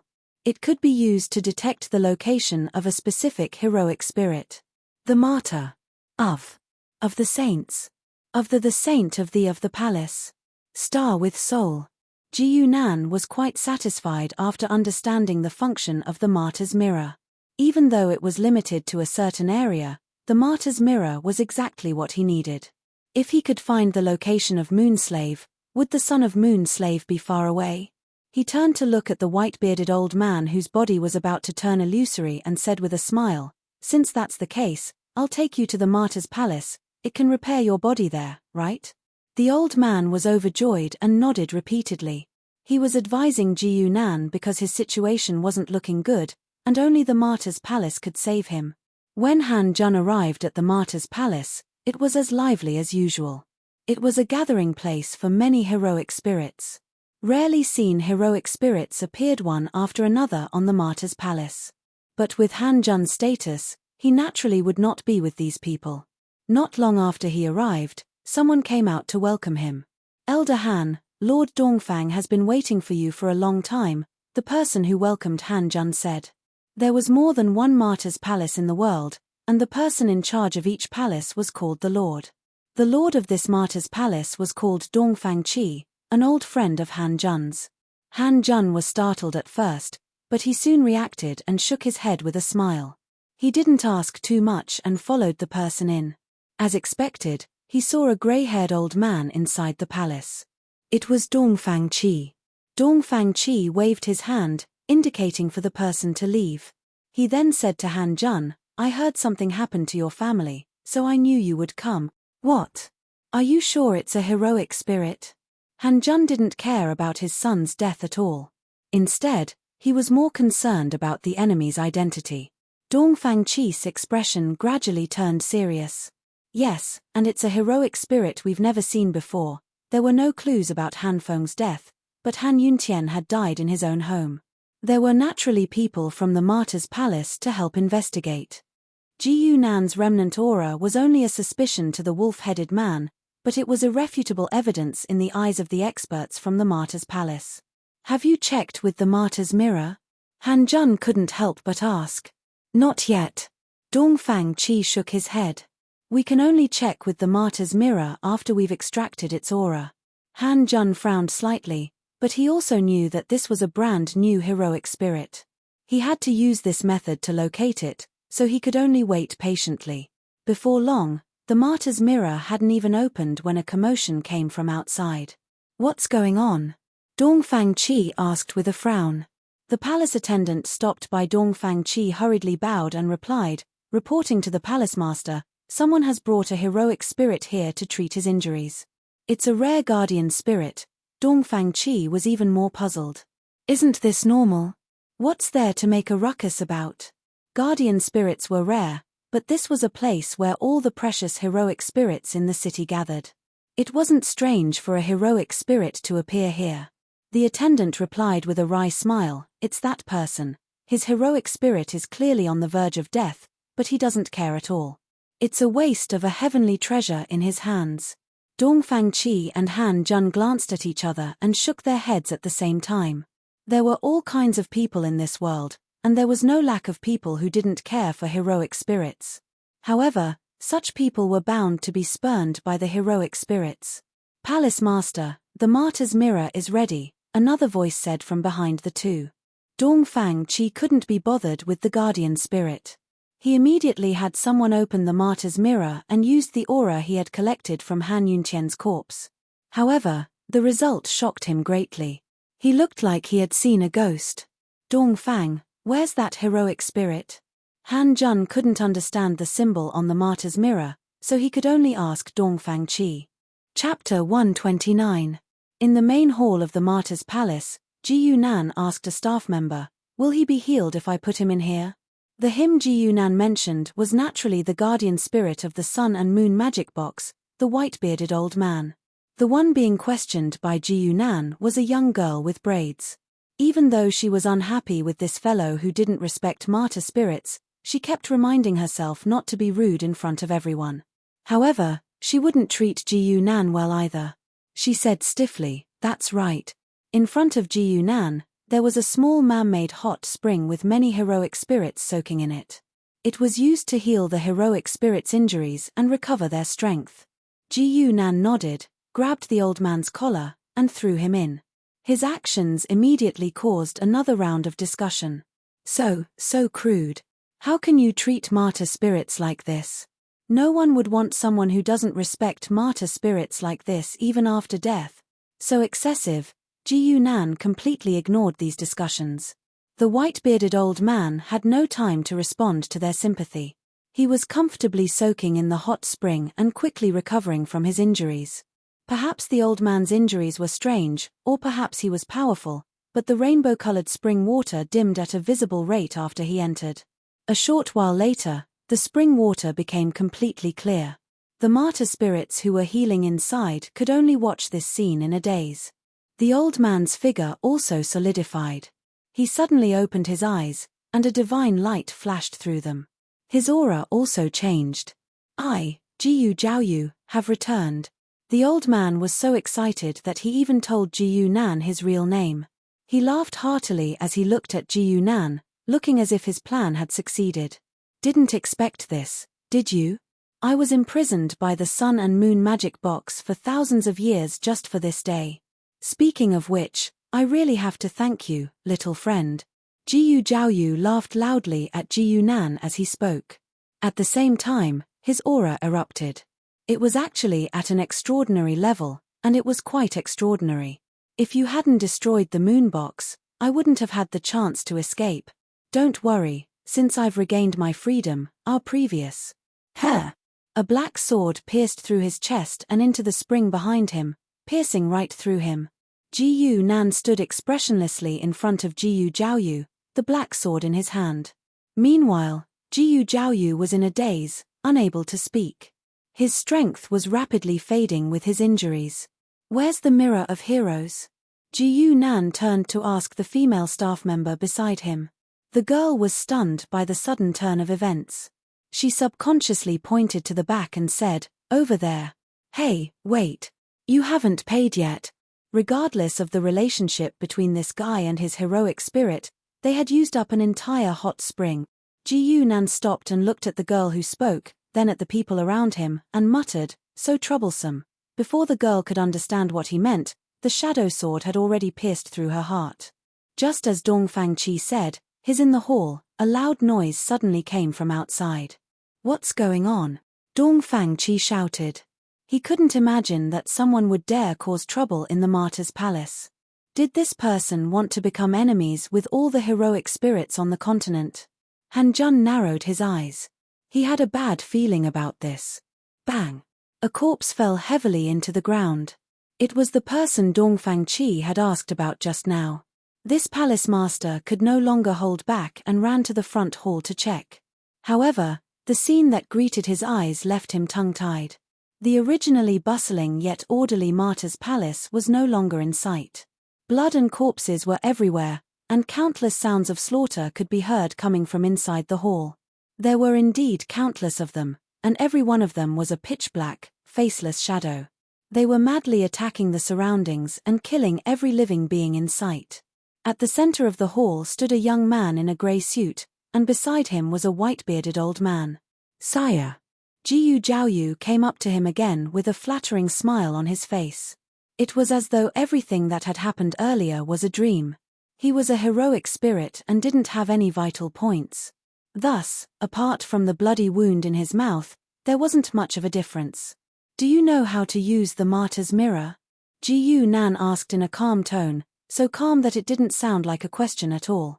Jiyu Jiaoyu felt a chill in his heart. He hurriedly replied, "Yes. This old man operated the martyr's mirror with the army during the Holy War." Jiyu Nan didn't say anything and only nodded. Only then did Jiyu Jiaoyu heave a sigh of relief. He had finally figured out some of Jiyu Nan's thoughts. This sire didn't care about loyalty or betrayal. He only cared about who was useful and who wasn't. He could keep those who were useful no matter what they did, but he wouldn't care about those who were useless no matter how loyal they were. On the other side, Dong Fangqi was roaring angrily, "Who are you? How dare you attack the martyr's palace? Aren't you afraid? Wait, you're that heroic spirit." Dong Fangqi suddenly realized something halfway through his sentence. The result of the martyr's mirror was still fresh in his mind. If Dong Fangqi still couldn't figure it out, he wouldn't deserve to be called a palace master. Jiyu Nan glanced at him coldly and then at his surroundings. Under the ravaging of his shadow body, there wasn't a single living person in the martyr's palace. In the silence, only the thick smell of blood was fermenting. Beside Dong Fangqi, Han Jun also appeared. He stared at Jiyu Nan and said, "Who are you, sir? Why did you attack my Han family?" Neither of them received an answer. What answered them was a sword that was as fast as lightning. As the pitch-black sword flashed past, both Han Jun and Dong Fangqi were shocked. At the same time, a gigantic shadow blocked in front of them. Roar! This was a gigantic black gorilla. It was Dong Fangqi's main hero spirit. Jiyu Nan's sword pierced into its body, but it did not cause too much damage. Dong Fangqi was not a hero spiritualist, so he was already drenched in cold sweat. He immediately yelled, "Black Star, kill him." Roar! The black gorilla roared 3 times, and its gigantic palm slammed down. However, to everyone's surprise, Jiyu Nan did not dodge and only casually raised his left hand. The black gorilla's slap was actually blocked by him with a single hand. Even the black gorilla was stunned. It forcefully pulled its hand back, but it realized that it could not move at all. Roar! The next moment, a terrified roar could be heard. The black gorilla's gigantic body was lifted up by Jiyu Nan with one hand and thrown into the hall behind him. Boom! The black gorilla directly crashed into a pillar and actually broke it, causing dust to fly everywhere. Jiyu Nan's gaze swept past the 2 people behind him. The black sword flashed again, and Dong Fangqi's head was separated from his body before he could even make a sound. At this critical moment, Han Jun's head suddenly turned into a wolf's head. He leaped into the sky and actually broke through the ceiling to escape. It's a possession-type hero spirit. Jiyu Jiaoyu made a judgment. Then, she looked at Jiyu Nan fawningly. "Sir, Do you want me to go and kill this person? Ji Nan waved his hand. He has no enmity with me. Do I look like someone who would kill people for no reason? Even with Ji Zhaoyue's shrewdness, she was rendered speechless by these words. After a long time, she hesitantly said, "Then sir, you killed them because she asked me for money." Ji Nan pointed at the female employee on the ground, whose shape could no longer be seen. Chapter 130. There were corpses everywhere in the martyr's palace. Only Ji Nan and Ji Zhaoyu were moving forward slowly. Ji Nan stepped in the blood but didn't draw any blood. This was because he covered himself with the power of shadows. He didn't want to dirty his shoes. This was a habit that Ji Nan had left behind in the game. The evil god game was so realistic that even the blood wouldn't be refreshed automatically. Players had to figure out how to deal with it themselves. Players were such contradictory creatures. They killed people like flies, but they also hated killing and blood. It wasn't an act, but they really hated it. Ji Nan walked out of the silence and arrived in front of the martyr's mirror. Ji Zhaoyu had already walked forward and started fiddling with it. It wasn't troublesome to activate the mirror of martyr, but it cost a lot of resources. It couldn't be used frequently even in times of war. But Ji Nan didn't care. It wasn't his money, and he didn't care about money. The mirror of martyrs' souls quickly reacted. An image formed by countless patterns gradually appeared in front of Ji Nan. "Sir, there really is a moon slave here," Ji Zhaoyu said in surprise. He didn't expect a rare ancient heroic spirit like the moon slave to appear in the modern world. "Where is it?" Ji Nan wasn't excited and asked calmly. His target was the son of the moon slave, not the moon slave. Ji Zhaoyu gave Ji Nan an address according to the map, which made the latter frown slightly. He recognized the address. It was Imperial City No. 4 High School where Lin Duo was. Why would a moon slave appear in a high school? Just as Ji Nan's expression darkened, Ji Zhaoyue's eyes widened. "Sir, there isn't just one moon slave, there are many. Imperial City No. 4 High School." Lin Duo was walking on the school's forest, holding the hands of two adorable children on her left and right. The charm of the Sun Moon Demon was too great. The result of holding the two porcelain dolls was that Lin Duo was surrounded by people who were walking with her. Lin Duo's face was filled with helplessness. It wasn't that she didn't expect such an ending, but these two brats refused to stay at home no matter what. The Moon Demon flattened its mouth and looked at Lin Duo with its big, black eyes. Lin Duo immediately laid down her arms and surrendered. "Lin Duo, who are they?" A scream came from behind. It was Lin Duo's classmate and best friend, Tian Tian. She was staring at Lin Duo's left and right, her eyes almost turning into hearts. "They are my heroic spirits." Lin Duo had already lost count of how many times she had tried to explain herself. "Ah, isn't your hero spirit that dead face?" Tian Tian was also in the classroom yesterday, so she naturally remembered the king-tier hero spirit that caused a sensation. "Nonsense. Mr. Ji Nan wouldn't." "Page, mind your own business." Lin Duo wanted to defend her hero spirit, but she could only give up after thinking about it. Tian Tian showed a funny look, which made Lin Duo angry. She simply pulled the two porcelain dolls and walked forward quickly. Today was the beginning of the heroic spirit competition. Although the official competition would only start tomorrow, there would be an opening ceremony and an exhibition match between two famous seniors today. Tian Tian saw that Lin Duo was really angry, so she hurriedly ran to her side and apologized. The Sun Demon and the Moon Demon were a step behind. No one noticed that the two seemingly innocent children were now together and whispering horrifying words to each other. The Moon Slave disaster really originated from here. The Sun Demon, whose face was full of coldness, said in an indifferent tone, but there was a hint of coldness in his voice. The Moon Demon, who often played the role of an ignorant lowly, also had a similar indifferent expression. This disaster cannot be avoided.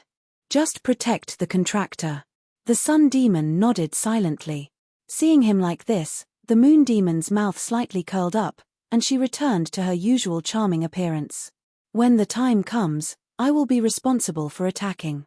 The contractor will be handed over to you, little brother." The sun demon did not remain silent this time. He stared back without hesitation. I am the elder brother. In the principal's office of Imperial No. 4 High School, a man and a woman in police uniforms stood in front of the principal. Principal Schwer, we are members of the Imperial Police Special Case Team. The female officer showed the principal her ID and introduced herself. My name is Jiang Schwer, and this is my colleague, Jiang Tian. After checking their ID, Principal Schwer did not doubt their identities. He was just a little puzzled. Hello. I wonder what the two officers are here to investigate. Is there anything we can help you with? Jiang Schwer and Jiang Tian looked at each other, and it was Jiang Schwer who said, we want to secretly search all the laboratories and research institutes in the school. Laboratories and research institutes. Principal Schwer was even more puzzled. A high school laboratory like theirs could not possibly have any high-end research projects. How did they attract the police? Jiang Schwer said in a low voice, yes, we received a report that someone is conducting a highly dangerous heroic spirit research here. In a laboratory deep inside Imperial No. 4 High School. A few staff members in white coats were running around quickly, transmitting experimental data to the center. In the center of the laboratory, a middle-aged man wearing a pair of gold-rimmed glasses raised his head slightly, quietly looking at the floating culture chamber in front of him. The petri dish was filled with light blue culture fluid, and wrapped in the culture fluid was a strange humanoid creature. The creature looked like an ordinary person, but it had sharp claws on its hands. There was no hair on its head, only a pair of pointy ears on its bald head. There were a total of 50 culture chambers like this in the not-so-big laboratory. Professor Tian, the 50th moon slave, is also in an active state. It can be awakened at any time. A staff member stood next to Tian Yuan and reported in a low voice. Professor Tian Yuan gently pushed his glasses up and nodded. Then let's begin, yes. The staff member obviously understood what he meant by begin. He immediately responded and turned around to give the order. Tian Yuan's gaze did not move. He quietly looked at the moon slave in the cultivation chamber, and an indescribable expression gradually appeared on his face. Anticipation, longing, fanaticism. Under the control of the staff in the laboratory, the 50 culture chambers lit up at the same time. Under the strong external stimulation, the moon slaves began to open their eyes one by one. However, before they could move, they were all pushed into a narrow secret chamber. It's been 15 years. Finally, this day. Tian Yuan looked down at the moon slaves that were pushed together, and a strange smile appeared on his face. Chapter 131. Jiang Schwer and Jiang Tian hurriedly walked through the northern part of the school. This was where the laboratories and research institutes gathered. They checked them one by one but found nothing yet. Sister, we can't keep searching like this. Jiang Tian frowned and said, why don't we ask the people in the laboratories to come out on their own? Jiang Tian had a baby face and looked like a fresh graduate, but he had been a police officer for a few years. He knew that they did not have much time and it was not convenient for most of them to enter the school. They could only rely on the two of them to search secretly. Jiang Schwer had joined the police force a year earlier than him and had more experience. She shook her head and said, no, we can't alert the enemy. She knew more about the inside story. This is not a simple mission. If we let the target escape, we might not have another chance. Jiang Tian could not help but be curious. Sister, what mission is this? Captain didn't even tell me. Jiang Schwer frowned slightly, but there was nothing to hide since the mission was right in front of her. She immediately said, have you heard of the Full Moon sect? That evil sect? Jiang Tian immediately exclaimed. He knew the evil name of the Full Moon sect all too well. Jiang Schwer nodded with a sullen face and did not say anything else. When Jiang Tian found out that this operation was actually related to the infamous evil sect, he immediately lost interest in asking more questions. The two of them moved even faster, but right at this moment, a heart-palpitating energy fluctuation came from not far in front of them. Within Tian Yuan's laboratory, 50 moon slaves were placed together in a narrow space. A red mist was slowly being released from them. Under the influence of the red mist, the moon slaves began to look fierce and their expressions cold. The ferocity in their hearts was completely stimulated. Roar. With a low roar, the moon slaves began to fight. The space provided for them to move was too small, so most of the moon slaves were squeezed together. Instead of fighting, it was more like a crazy bite. They used their teeth, claws, and any weapons that could hurt each other to kill their own kind. Tian Yuan watched coldly. When there were only half of the moon slaves left, he waved his hand indifferently. Start pouring the spirit serum. The heroic spirit original fluid was the 7-colored spring water that was used to heal the injuries of heroic spirits. This kind of liquid had a strong recovery effect on heroic spirits. It was expensive and usually only used after diluting it. However, Tian Yuan was currently using an extremely high concentration of the liquid. The rainbow-colored viscous liquid began to seep into the small room from all sides, and soon covered the entire room. The battle between the moon slaves became even more intense. Every time a wound appeared on their bodies, it would be quickly healed by the heroic spirit serum. The battle went on without end. Fresh blood flowed out continuously and mixed with the original liquid on the ground, forming a strange viscous liquid that reeked of blood. Sister, hurry up. It's right in front. Jiang Tian took the lead and quickly rushed through the experimental area, quickly arriving in front of Tian Yuan's lab. He had already used the power of the heroic spirit, so his speed was astonishing. Jiang Shue's heroic spirit was not the speed type, so she could only follow behind while panting. Jiang Shue didn't have time to complain. She caught up with them, panting. Quick! Break the door down. Jiang Tian nodded heavily. He mobilized all the power of the heroic spirit and kicked the door of the lab hard. Boom! It hurts. The loud sound echoed in the experimental area. 3 seconds later, Jiang Tian hugged his leg and cried out in pain, but the door did not move at all. Jiang Shue's face darkened. She pushed him away and snorted angrily. You're so useless. Watch me. Jiang Shue's heroic spirit was also a heroic spirit, but her level was obviously higher. When she attacked with all her strength, a shadow of a gray bear even appeared behind her. There seemed to be a bear's roar in the air, and the girl slammed her palm down. The sound was even more dull than before, but the door still did not move. Jiang Tian looked at everything in confusion. This door is really sturdy. Jiang Shue silently retracted her hand and said casually, but Jiang Tian clearly saw that her right hand was shaking. At this moment, another 2 figures appeared in front of them. One was a young man in a grey suit, and the other was an old man with a long white beard. The 2 police officers didn't notice how they appeared at all, and they immediately became vigilant. Jiang Shue frowned and asked, "You two are?" The 2 ignored her. The old man said to himself, "Madam, this door was made with a secret technique. It's connected to the entire lab. Forcefully destroying it will destroy the lab as well." "I see." Jiang Tian exclaimed at the side, but his sister glared at him and he didn't dare to say anything. However, the 2 police officers' hearts were heavy. It was fine if the door was sturdy, there would always be a way to break it down, but if it was connected to the lab, wouldn't destroying the entire laboratory give the people inside a chance to take advantage of the situation and escape? The young man's expression didn't change, and he said indifferently, "Go in and take a look." Hearing that, the 2 police officers looked at him at the same time, and their gazes were a little strange. Did this person understand the old man's words? "This door can't be broken down." The young man took a step sideways, walked to the side of the door, and directly punched the wall next to the door.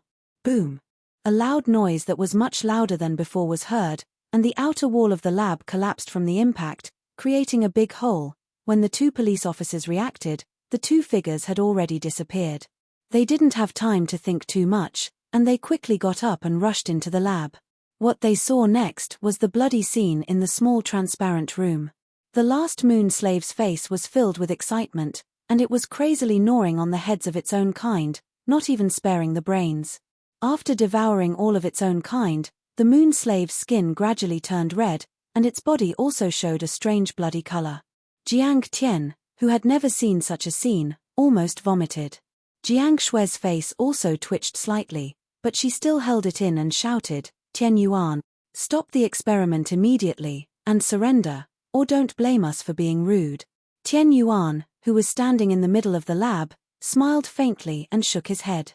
Too late, bang. The transparent glass was directly smashed by the blood moon slave. It jumped out and immediately rushed toward the surrounding staff. One of them couldn't dodge in time, and his neck was bitten by the blood moon slave. His whole body fell limply to the ground. Professor Tian, what's going on? A researcher stood behind Tian Yuan and stared dumbfoundedly at this scene. This was completely different from what they had expected. Moon slaves are extremely pure heroic spirits, and their individual differences are extremely small. They can even devour each other to carry out genetic evolution. Tian Yuan was like a victorious general, calmly explaining his battle results. The devouring information that I've given them is not self-healing, but, Tian Yuan dragged his tone, and his empty eyes fell on that person, as if there was no emotion. Chapter 132. Tian Yuan's voice was calm and cold. The laboratory seemed to have fallen into an eerie silence.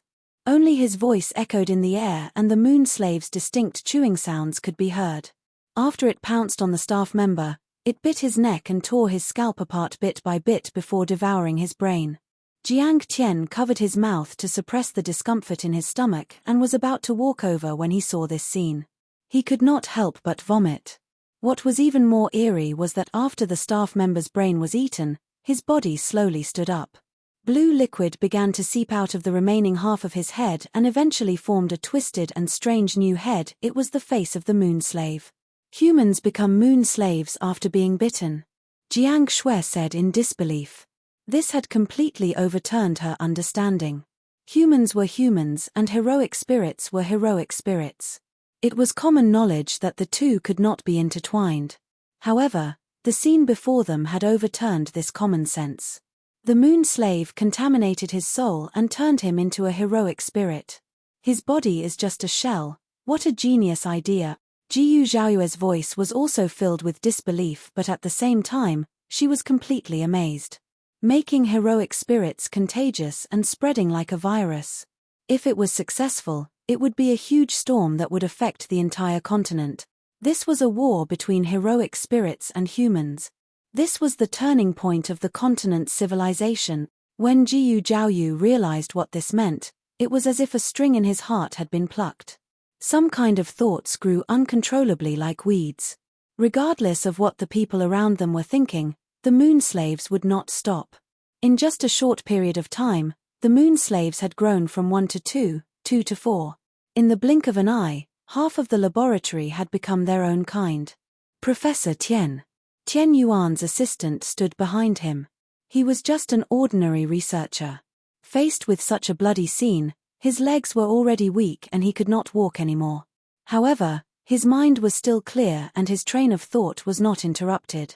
Professor Tian, what are the benefits of doing this? If the moon slaves conquer the continent, could you? He could not finish his sentence because a moon slave had jumped onto Tian Yuan's back. However, the moon slave had no intention of biting him. After sniffing Tian Yuan's scent, it suddenly leaped from his shoulder onto the assistant's body and bit him viciously. Everything happened too quickly.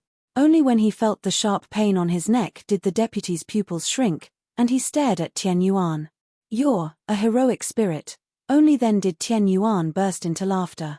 The power around his body began to boil, and an indescribable fluctuation was produced from his body. It was extremely similar to that of the moon slaves. Affected by this wave of energy, the moon slaves who were running around all over the place knelt down on one knee and worshipped Tian Yuan. Jiang Shui's expression changed slightly, and she blurted out, "The full moon sect." No wonder the full moon sect has always been elusive and I couldn't find any trace of them. They are all moon slaves. If the members of the full moon sect were all moon slaves, then they would not be able to find them using the same method they used to find humans. What made her even more pale was that if her guess was correct, it meant that the moon slaves in front of her were not the first batch of moon slaves. There were countless of such mutated monsters lurking around the continent. As if to verify her guess, Tian Yuan slowly walked down from the high place, with a victorious smile on his face. Ever since I woke up from my deep sleep 15 years ago, I've been waiting for this day. The smile on his face was slightly deranged. You two little policemen, did you really think that I didn't know you were here? Tian Yuan snorted coldly. To tell you the truth, your chief superintendent has long known of my existence. However, before my children are completely destroyed, no one dares to kill me. Once they lose my control. Halfway through his bold words, Professor Tian suddenly felt a sharp pain in his chest. The pitch-black long sword had completely sunk into his chest. Ji Yunan's expressionless face was displayed in front of him, and Tian Yuan was dumbfounded. You dare to kill me? When he said this, his tone was no different from Jiu Jiaoyu and the others who had seen the moon slaves. Aren't you afraid of chaos? Tian Yuan had painstakingly worked hard for 15 years, and it was not that he had never encountered a dead end. However, his enemies were always cautious and did not dare to force him into a dead end. This was his greatest reliance. Only Ji Yunan did not care. The deaths of the people in the Morning Star realm had nothing to do with him. Ji Yunan knew that the sword that pierced through the heart could not kill Tian Yuan, who had the body of a heroic spirit. Hence, the shadow sword glowed with black light, and shadow force gushed out wildly. To Tian Yuan, this kind of extremely high-level law power was the real fatal injury. Tian Yuan roared in anger, trying to break free from Ji Yunan's grasp. However, his physical strength was still too weak, and he was almost instantly drowned by the shadow force. Tian Yuan's vision started to turn black, and his thoughts were also blocked. However, he heard a light question by his ear. Do you know about the son of moon slaves? Tian Yuan did not react at all, and answered subconsciously, a living person who is corrupted by moon slaves and can maintain their intelligence is the son of moon slaves. Thank you. Ji Yunan nodded and thanked him seriously. Then, the shadow force exploded and completely destroyed Tian Yuan's life. The moment Tian Yuan's aura completely disappeared, the laboratory seemed to be quiet for a moment, and then it was completely chaotic. Some of the blood-red moon slaves seemed to have gone mad, madly rushing towards Ji Yunan, while others ran away without a care for their lives. In the blink of an eye, they disappeared without a trace, and Jiang Shui and her brother could not even stop them. The moon slaves that pounced towards Ji Yunan were naturally sliced in half, and no one could catch up to those that ran away. After a while, the laboratory returned to silence. Jiang Shui, however, rushed in front of Ji Yunan with a face full of anger, and asked, "Do you know what you're doing? There are at least 32 cities on the continent, and moon slaves of the full moon sect are hiding there. If they start a riot, can you bear the responsibility?" Ji Yunan did not even look at her, he was busy checking Tian Yuan's belongings. Searching corpses was a good habit, and he did find something valuable. It was Tian Yuan's experiment notes. Jiu Jiaoyu, who was next to him, coughed softly and said, "Officer, Tian Yuan's plan has obviously been completed. Even if we don't kill him, he will still order us to kill him. You can still arrest him, you can do it." Jiang Shui roared at Ji Yunan, You are the sinners of the entire continent." Ji Yunan, who was squatting on the ground, had just stood up, and was surprised by the female officer's anger. The next moment, Ji Yunan scratched his head in confusion, and then casually swung his sword. Chapter 133. Tian Yuan's lab was no longer lacking in blood, and Jiang Shui's body that was cut in half did not add much color to the place. You. Jiang Tian stared at Ji Yunan in a daze, then his eyes turned red. "I'll kill you." With a flash of the sword, Officer Jiang Tian followed in his sister's footsteps. Ji Yunan casually swatted away 2 flies and said to Jiu Jiaoyu, who was beside him, "Let's go." "Sir, where are we going next?" Jiu Jiaoyu moved closer to Ji Yunan, trying to please him. "It's time to set up a camp for survivors. We need living humans to experiment on the children of moon slaves." Ji Yunan said, then muttered to himself, "I didn't expect this to be an apocalyptic zombie dungeon. Oh, right, we need to make this continent fall into chaos first." The capital's number 4 high school was in chaos.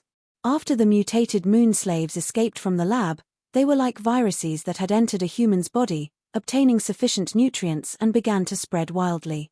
Every human that was bitten to death would become a new moon slave and participate in the contagion. Fortunately, the contagious nature of the moon slaves could not affect the existing heroic spirits, otherwise the chaos would be even more serious. However, Considering that it was happening in 32 major cities on the continent at the same time, the severity of the incident was quite terrifying. "Sister, let's go." The moon demon pulled Lin Juo's hand and urged her. Okay. What the hell is that?" Lin Juo did not have any objections now that most of the people were running away, but she was also quite curious about the terrifying monster behind them. "That's a moon slave." A cold voice sounded. It was the sun demon. Lin Juo looked at him in surprise. Her expression seemed to say, "So you're not a mute." The sun demon only shook his head coolly in response. The moon demon interrupted their conversation. "Let's go, or it'll be too late." As if to confirm her words, a moon slave suddenly pounced over. However, the moon demon raised her leg and kicked it, sending it flying to the side. Lin Juo gulped and said quickly, "Let's go." In the imperial capital's government hall, the empire's president slammed his palm on the table and roared at the people below.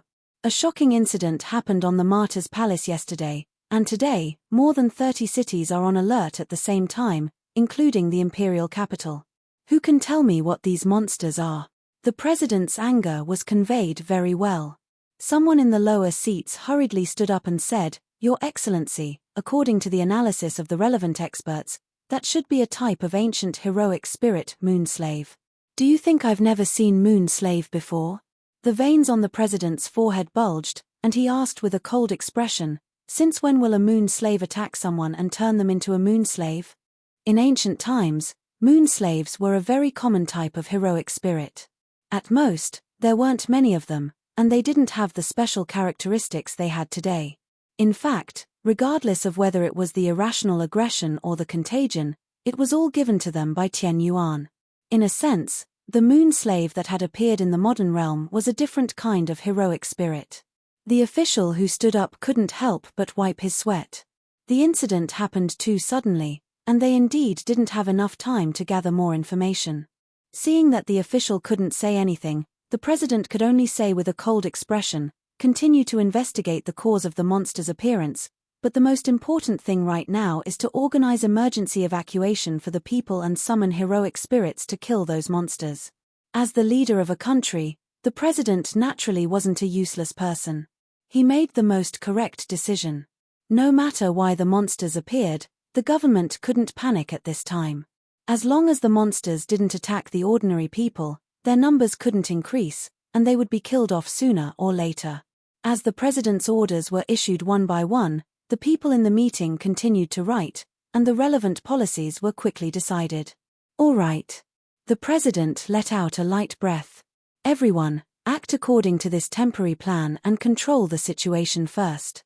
"Why are you all looking at me like that?" Halfway through his words, he saw that everyone was looking behind him as if they had seen a ghost. He suddenly felt a chill in his heart, and subconsciously turned around, only to see a pitch-black figure standing behind him with a long sword in his hand. The president himself wasn't a powerhouse, so he didn't even have a chance to react before he was beheaded with a sword. The moment his head fell to the ground, he once again saw the entire meeting, but what he saw was this: behind the 20 people in the meeting, there was a black figure standing, and even their actions were the same. It's all over.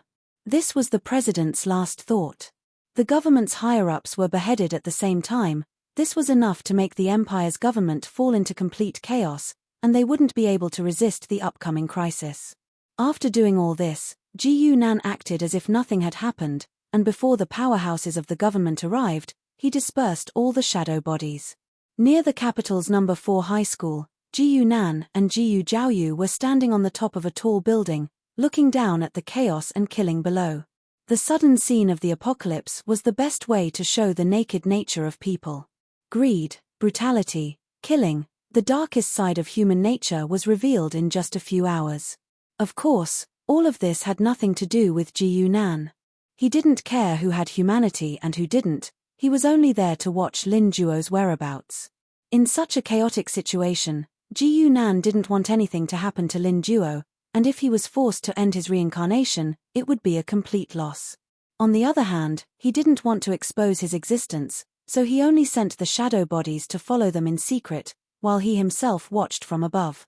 Ji Jiaoyu looked into the distance at the chaos coming from the direction of the government, and she faintly realized what Ji Yunan had been doing. "Sir, the government," Ji Yunan nodded and said, "the moon slaves are very contagious, but they're too weak, and we can't let the humans fight them in an organized manner." The mutated moon slaves were at most at the peak of the acquired realm, and in this world, they couldn't even be considered the second level. At this level, once the human powerhouses reacted, the moon slaves would be quickly surrounded and annihilated. Ji Yunan wanted to create artificial moon slaves, so of course, he couldn't just watch as the moon slaves were killed. Therefore, he destroyed the upper echelons of the humans. As long as the government fell into chaos and bought some time for the moon slaves, it would be enough for them to mutate and strengthen themselves. The scene of 50 normal moon slaves devouring each other to gather energy was still fresh in Ji Yunan's mind. Ji Jiaoyu was silent for a long time. He roughly understood what Ji Yunan had done, but he still couldn't figure out his purpose. In this world, was there really such a thing as an antisocial personality? However, he definitely didn't dare to ask too much. For a person as temperamental as Ji Yunan, he might just kill him for talking too much. The imperial capital won't be in chaos for too long. "I'll clean up the upper echelons of the military," Ji Yunan said calmly. "In half a month, I want to see a camp with more than 2,000 people." Chapter 134. The moon slaves descended, and the world descended into chaos. Due to Professor Tian Yuan's efforts, the moon slaves struck the capital and 32 cities at the same time, catching the people of the heroic spirit continent off guard. The mutated moon slaves possessed characteristics unimaginable to ordinary people. They had no intelligence, and were not afraid of death. They were heroic spirits, and were difficult to destroy. They had the ability to infect humans, and this ability was constantly being strengthened. In the blink of an eye, it had been almost 20 days since the apocalypse. Due to a certain person's outstanding contributions, the government of the heroic spirit continent could not come up with any effective response when the apocalypse first arrived. By the time the upper echelons of the humans recovered from their shock, all communications had been destroyed by the moon slaves, and they could only fight on their own. In a human camp at the center of the capital, there was a completely sealed laboratory at the center of the camp. The laboratory was completely silent, but if someone put their ear to the wall, they would be able to faintly hear the faint cries of pain coming from inside. It was the screams of a human. The sound was intermittent, and it sounded incomparably terrifying. Ji Yunan stood expressionlessly in the middle of the lab. A man was tied up in front of him, watching as a moon slave was released and chewed on the man's head. During this process, the man was injected with psychotropic drugs to ensure that he remained conscious throughout the entire process. After a series of screams, the man was turned into a moon slave, and was beheaded by Ji Yunan. "It still doesn't work. What's the problem?" The corpse in front of Ji Yunan slowly collapsed, but his brows were tightly furrowed, and he did not relax at all. According to Tian Yuan, the children of moon slaves were humans who retained their intelligence after being infected. However, it sounded simple, but it was very difficult to do. In the beginning, moon slaves had to eat all the brains of humans to be able to infect their souls. However, in just half a month, the moon slaves' ability to infect had greatly increased. Even a normal scratch could cause a human to mutate. Even so, humans will still die the moment they are turned into moon slaves. Ji Yunan rubbed his forehead, feeling a headache coming on. In just half a month, he had done at least 100 experiments, but none of them were successful. Every time, the test subjects would completely lose consciousness before they were contaminated. When they woke up, they had already become mindless moon slaves. Faced with such a situation, Ji Yunan did not have anyone to ask.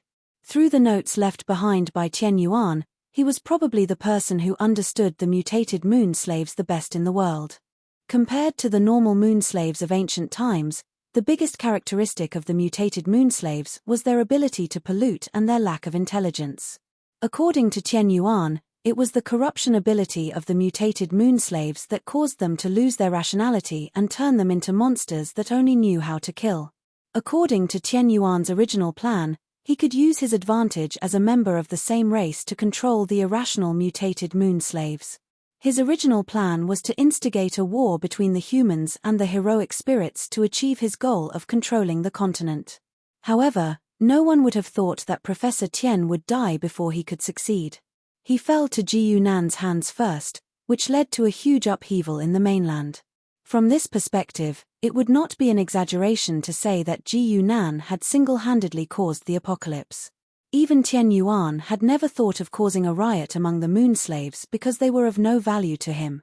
Only Ji Yunan needed the apocalypse to happen. That way, even if his experiment was not successful, there would be a large number of samples outside.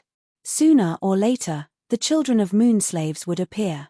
An intelligent being awakened among the countless moon slaves and led the moon slaves to attack the humans. Ji Yunan's lips curled into a faint smile.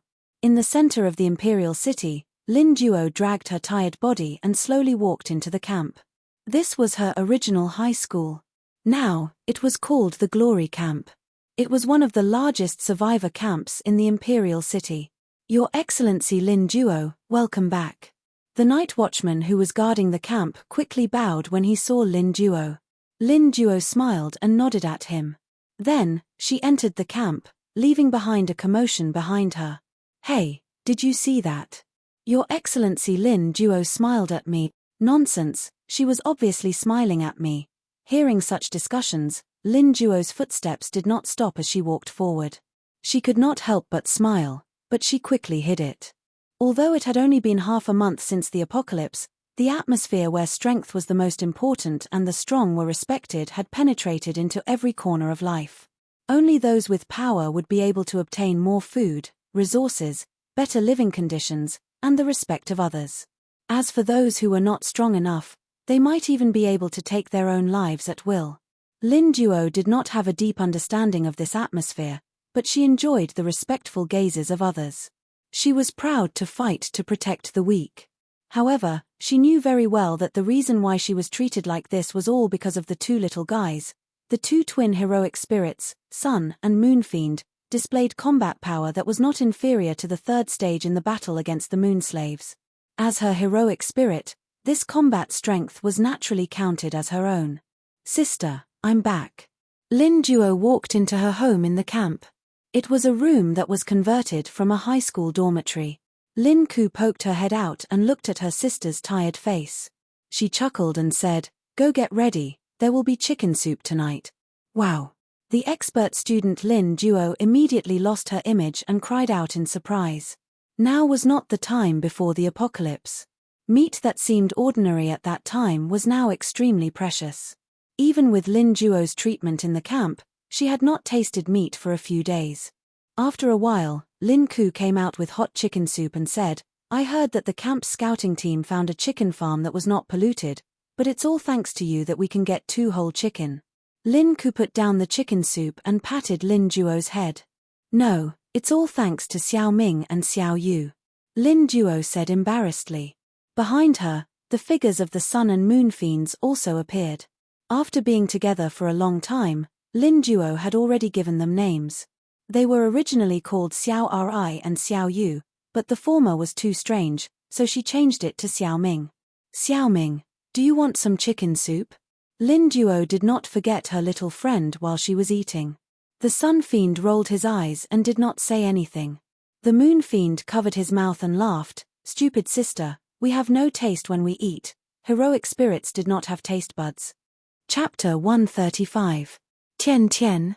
Lin Duo, who was still holding a chicken leg in her hand, seemed a little surprised. When the apocalypse came, many relatives and friends were completely lost. For example, the parents of Lin Duo and her sister never appeared again. But in such a situation, no one had the energy to pay attention to this. Everyone could only think about how to survive tomorrow. Under such circumstances, Lin Duo was indeed very surprised to hear news of Tian Tian again. Tian Tian was her best classmate and best friend when she was in school. Knowing that she was still alive was more important than anything else. Lin Ku nodded. "She came here about once in 3 days. I wasn't there that day. She only met me today. How is Tian Tian?" Lin Duo asked hurriedly. Looking at her, "She's not good." Lin Ku recalled Tian Tian's appearance during the day and sighed. "By the way, she said that if she didn't come to you in 3 days, she would ask you to help her find a place." In the central laboratory, Ji Yunan held a girl in one hand and looked down at her. This was Lin Duo's best friend, Tian Tian. The fear in Tian Tian's heart was difficult to suppress. She didn't expect to meet Ji Yunan here. Isn't he Lin Duo's spirit? How could? You said you're Tian Yuan's daughter? Ji Yunan said with great interest. Little girl, I have to tell you with regret, your father is a spirit. You're lying. Tian Tian stared at Ji Yunan angrily and said loudly, my father has been a federal professor for more than 10 years, how could he be a spirit? Ji Yunan shook his head gently, threw her down, and waved his sword to kill her. He originally wanted to see if Tian Tian knew anything, but now it seemed that she was probably just an adopted daughter of Tian Yuan, nothing more. Wait, why did Tian Yuan adopt a daughter? Ji Yunan's movements suddenly stopped. His mind seemed to be electrified as a certain idea suddenly came to him. His eyes couldn't help but fall on the little girl's face. Tian Tian was startled by his eyes. That kind of fiery gaze was like staring at prey. It wasn't something a little girl like her could withstand. At this time, Jiyu Jiaoyu happened to walk into the laboratory. She was shocked to see Tian Tian sitting on the ground. Damn it, I clearly issued a ban. Ji Yunan waved his hand to stop him from continuing. Tian Tian was able to enter here by relying on some secret door, most likely left behind by Tian Yuan in the past. She might have found Tian Yuan's old notes, which was why she came to this laboratory. Ji Yunan knocked Tian Tian out and asked, "What's the matter?" Jiyu Jiaoyu hurriedly bowed and said, "Sir, the other two camps hope to join forces with us. They hope that the leaders of the three camps can meet. For this kind of thing, you can handle it yourself," Ji Yunan said impatiently. He knew why Jiyu Jiaoyu asked this question. Of the three largest camps in the capital, apart from the Star Moon that Jiyu Jiaoyu had established, the other two branches were the Glory Camp and the Brave Camp. It could be said that these three camps controlled more than 80% of the resources in the imperial capital. This kind of control naturally corresponded to a shocking amount of authority. Ji Yunan could generously delegate power to Jiyu Jiaoyu, but Jiyu Jiaoyu did not dare to treat himself as the boss. He clearly knew that power was the root of everything, and the power of the person in front of him was enough to easily destroy him. Yes, there's one more thing. After receiving Ji Yunan's reply, Jiyu Jiaoyu continued, "It's news from Glory. A gathering place for moon slaves has appeared in West City. This time, the leaders of the three camps are also meeting to discuss this matter." "Oh, moon slaves gather naturally?" Ji Yunan raised his eyebrows slightly. He was very interested in this point. "I'm not sure yet. I only know that it's very dangerous, and the people of Glory have never returned," Jiyu Jiaoyu reported truthfully. Ji Yunan nodded lightly. This was what he had instructed them to pay attention to. His target was the intelligent moon slaves, and if such moon slaves appeared, it would definitely cause abnormal changes in the moon slave community. "I understand, you can go now."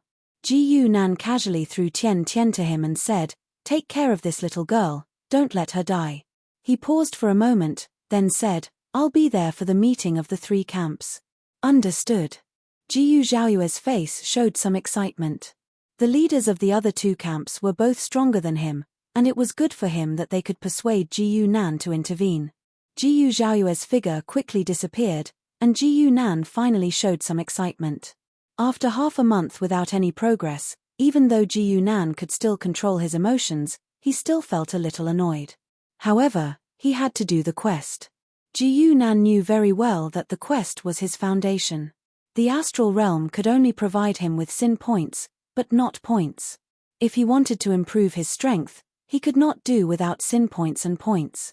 Now, there was finally a turning point whether Tian Tian was a special existence or not still needed to be tested, and there might be something strange in West City. Lin Duo's home. After listening to her sister's description, she also realized what place Tian Tian was talking about. The place she mentioned should be the forbidden area in the center of the camp, right?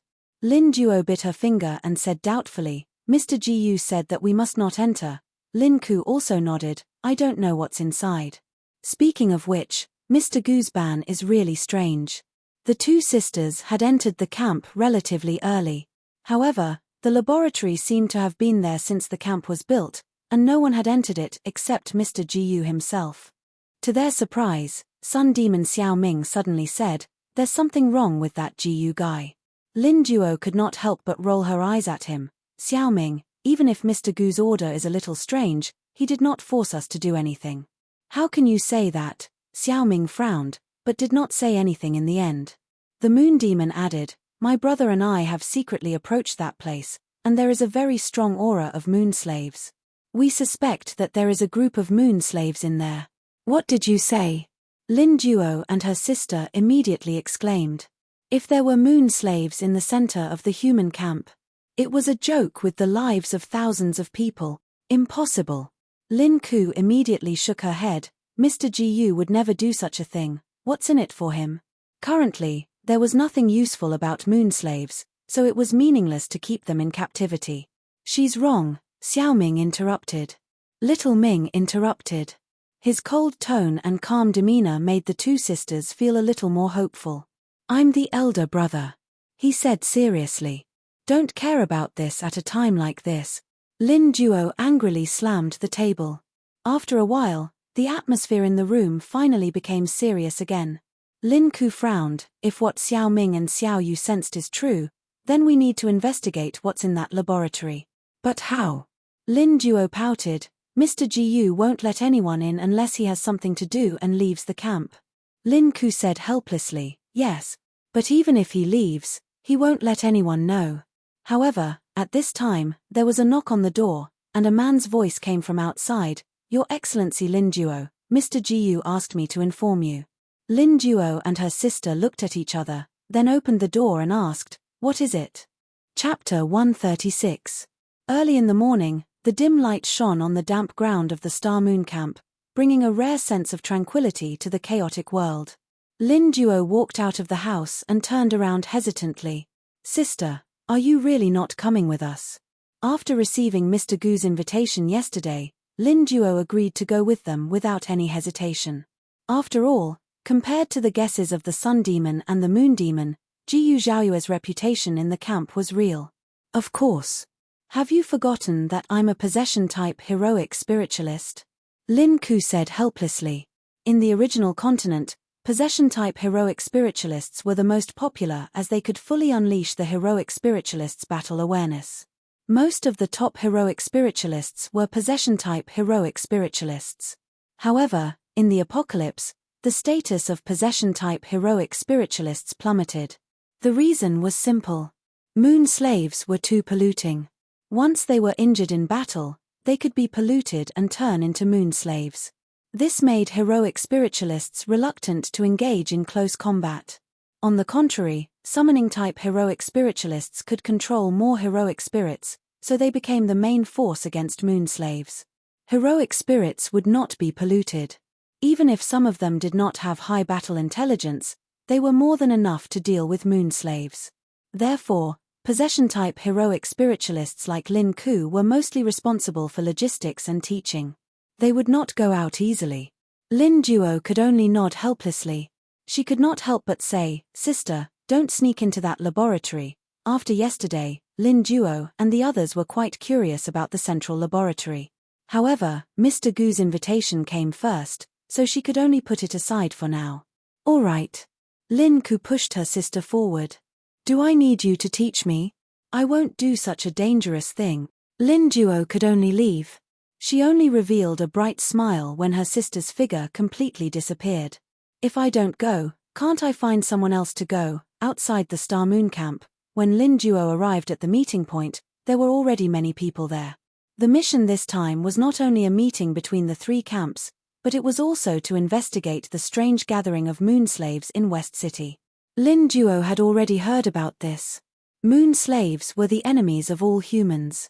Since they were gathering, it was obvious that they had to investigate it thoroughly. Otherwise, it would be too late. "Hey, Lin Duo, I didn't expect to see you here." A blue-haired young man saw Lin Duo's arrival and greeted her in surprise. "Senior Zhong." Lin Duo was also very surprised. "Are you also in the camp? I've never seen you before." Senior Zhong smiled and said, "I only escaped the encirclement 2 days ago. Fortunately, Mr. Jiyu took me in. Otherwise, I would have nowhere to go.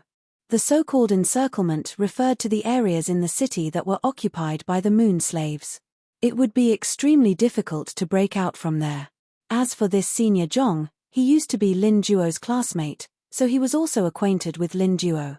From the encirclement. So powerful. Lin Duo looked at him with admiration in her eyes. Lin Duo and Jiyu Zhaoyu started chatting while Jiyu Nan and Jiyu Zhaoyu stood in a hidden place. Sir, Lin Duo has already joined the team. Jiyu Zhaoyu's voice was slightly low, and there was a hint of hidden curiosity in it. This girl, Lin Duo, was only brought into the camp after Jiyu Nan personally reminded her. He did not know her before this. This time, Jiyu Nan wanted to bring Lin Duo. This made Jiyu Zhaoyu curious. What was the relationship between Jiyu Nan and this girl? Jiyu Nan only nodded indifferently and did not say much. The reason he wanted to bring Lin Duo was very simple. Only by keeping Lin Duo under his watch could he guarantee her safety. Jiyu Nan did not trust anyone else. Seeing this, Jiyu Zhaoyu could not help but feel puzzled. That person is called Zhong Ying. He was originally a famous genius heroic spiritualist in the capital. He only joined the camp after escaping from the encirclement 2 days ago. He has 3 heroic spirits with extraordinary combat strength. Although he's young, his strength is already close to the 3rd stage. As she said this, Jiyu Zhaoyu lowered her eyes, but she was secretly sizing up Jiyu Nan from the corner of her eyes. She really wanted to see what expression Jiyu Nan had on his face so that she could make some judgments. Unfortunately, Jiyu Nan did not have any expression at all. It was as if he was looking at 2 strangers. Is it not what I think it is? Jiyu Zhaoyu was puzzled. The meeting place of the 3 camp leaders was not far from their respective camps. They could arrive in a few hours. If it was too far, no one would dare to bring a large team. Star Moon Camp's team only had about 10 people, but most of them were between the 2nd and 3rd stage. They could be called an elite team. Under Jiyu Zhaoyu's lead, they quickly arrived at the predetermined location. The teams from the other 2 camps also arrived at about the same time. The leaders of Glory and Bravehearts were a man and a woman. When they saw that Jiyu Zhaoyu was leading the team alone, they could not help but frown. The man was the leader of Glory Camp, Zhu Long, while the woman was the founder of Bravehearts. She had never revealed her real name and called herself Caiu to others. When the team gathered, they came to greet them. Mr. Jiyu, that person. The main purpose of this meeting was to meet the person behind Star Moon Camp. Otherwise, they would not have bothered to meet Jiyu Zhaoyu, since they knew her. However, Jiyu Zhaoyu only smiled and said, "There's no need to be anxious. The Lord is already here." The man and woman looked at each other and looked around in puzzlement. They had already spread out their perception, but they still did not discover anything unusual. Just when they could not hold back their curiosity and were about to continue asking questions, a voice came from behind them. "Let's talk over there." The 2 of them suddenly turned around, but the person behind them was shocked. It was a member of Glory Camp. Zhu Long frowned and asked, "Jiao Xian, did you see anyone talking just now?" "No." The member named Jiao Xian shook his head blankly. His expression did not seem to be fake, and there was no need for him to be fake. That was why the 2 leaders felt a chill in their hearts. Even their bodies felt cold. The next moment, something that made them dumbfounded happened. A pitch-black silhouette slowly stood up from the shadows of the 2 people and made a pleased gesture. This black figure had no facial features at all. It was more like a human figure wrapped in shadows. It was precisely because of this that it was even more terrifying. "You too, please." Jiyu Zhaoyu seemed to be used to this scene and said with a faint smile. Chapter 137. Zhu Long and Sayue followed the black silhouette into the distance. "You wanted to see me?" The black silhouette turned around, his body gradually taking on a normal human form. If they had not seen him stand up from the shadows with their own eyes, Zhu Long and Sayue would not have thought there was anything wrong with him. They looked at each other and said at the same time, "I've heard a lot about you." Jiyu Nan looked at them doubtfully. "Do you know my name?" Ever since Jiyu Nan came to the Morning Star Plane, he had only mentioned his name to Lin, not even Jiyu Zhaoyu. If these 2 knew, they would have to reconsider. It seemed like they were just being polite. Seeing this, Zhu Long nodded at Sayue and said, "Since that's the case, let us introduce ourselves. Zhu Long, captain of the 1st Special Forces of the Federation." Sayue spoke up at the same time, "Fang Sayue, director of the Federation's Special Forces. So you're surnamed Zhao." Ji Yunan was expressionless. The two were dumbfounded by this term, but Zhu Long still spoke with a straight face. When the apocalypse arrived, the federal government was in chaos, leading to the current situation. Now that the Federal Command Center has been re-established, I hope you can accept the country's command. Fang Sayue added, "Maintaining the country's stability is the duty of every citizen. Of course, as long as Star Moon Camp accepts the country's command, the military will definitely not mistreat you too." Before Ji Yunan could speak, Jiyu Jiaoyu was already amused. "I painstakingly built this camp, and you want to take it away with just a word." If he had known this was their goal, Jiyu Jiaoyu would not have come. He was even rejoicing that he had brought many people with him, or else if the two sides fell out. As if seeing through Jiyu Jiaoyu's thoughts, Fang Sayue revealed a meaningful smile. At the gathering point of the three camps, there were a few people standing among the people of Star Moon Camp, constantly proclaiming something. The person in the lead was Jiao Xian, who had been standing behind Zhu Long. "Everyone from Star Moon Camp, the disaster of the moon slaves won't last long. When the apocalypse ends, have you thought of a way out?" Jiao Xian said to the people of Star Moon Camp. "Brother Jiao is right. The moon slaves are generally not that strong. When the federal government is free to deal with them, it will not be difficult for them to be dealt with." "That's right. Other than their large numbers and contagious nature, moon slaves don't pose any other threat." They seemed to be chatting casually, but they discussed moon slaves' weaknesses one after another, as if they were certain that the apocalypse would not last for too long, and that peace would soon arrive. This argument was also quite popular. After all, humans were always more accepting of optimistic predictions, and not many people liked the current apocalypse. At the very least, Zhong Ying seemed to be very motivated.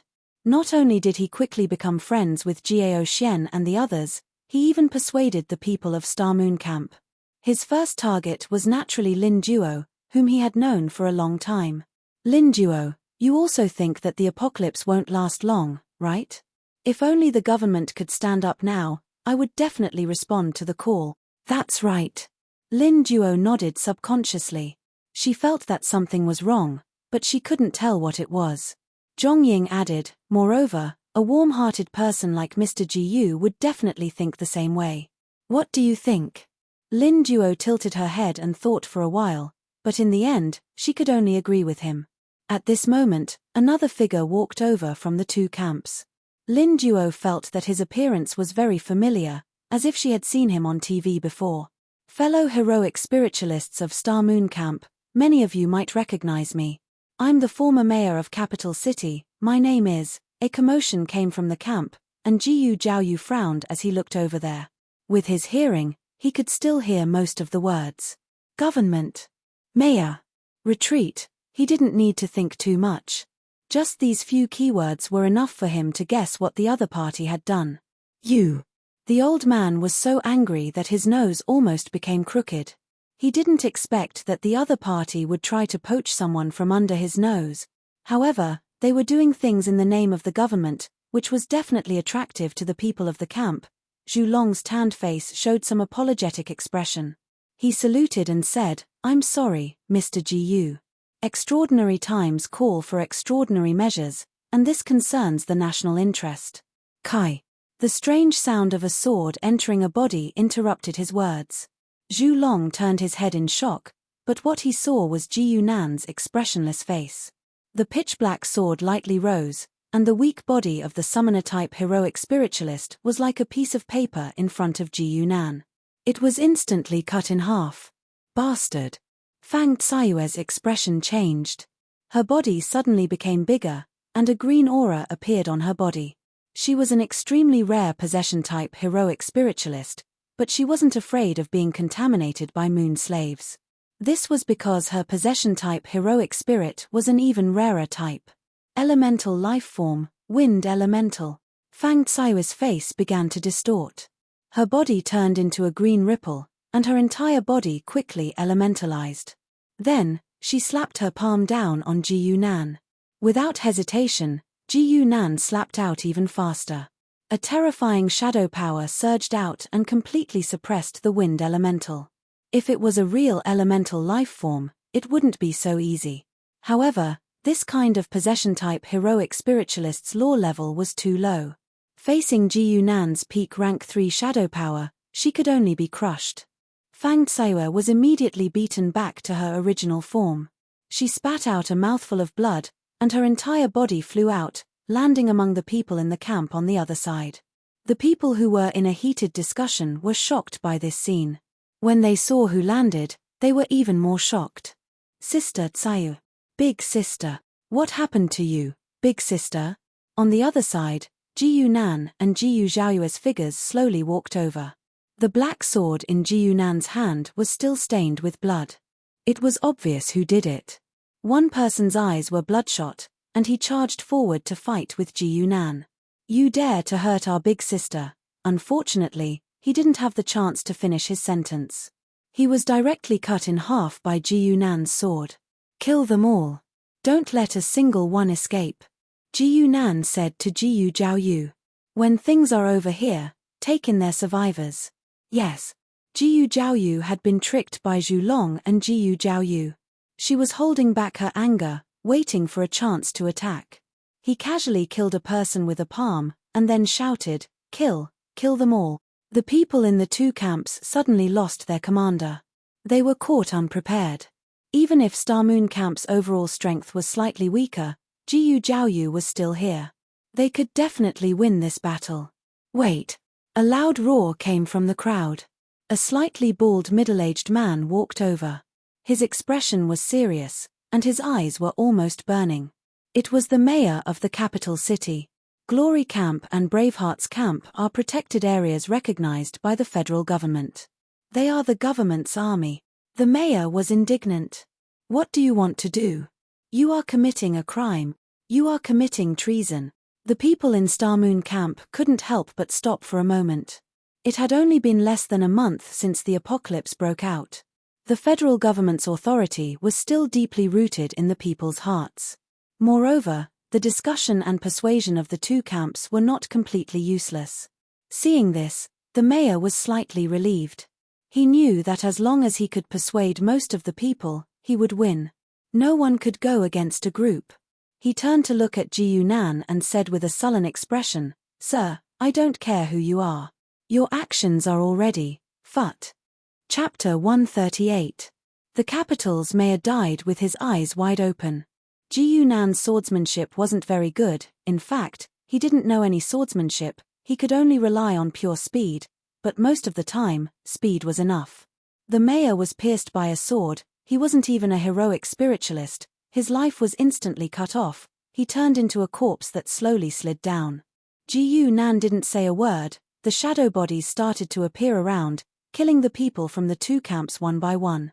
Since the people from Star Moon Camp didn't make a move, he would do it himself. Ji Yunan never used words to force people to do things. He was used to using his fists. Fang Xiaoe was still breathing. She struggled to get up from the ground, coldly staring at Ji Yunan. She was also a soldier. Her personality was firm to the point of coldness. That's why she was the commander of the Special Operations Division. No one can go against the country. You can destroy our bodies, but you can never defeat our will, Fang Xiaoe said with a powerful voice. Ji Yunan shrugged and responded to her with a single strike of his sword.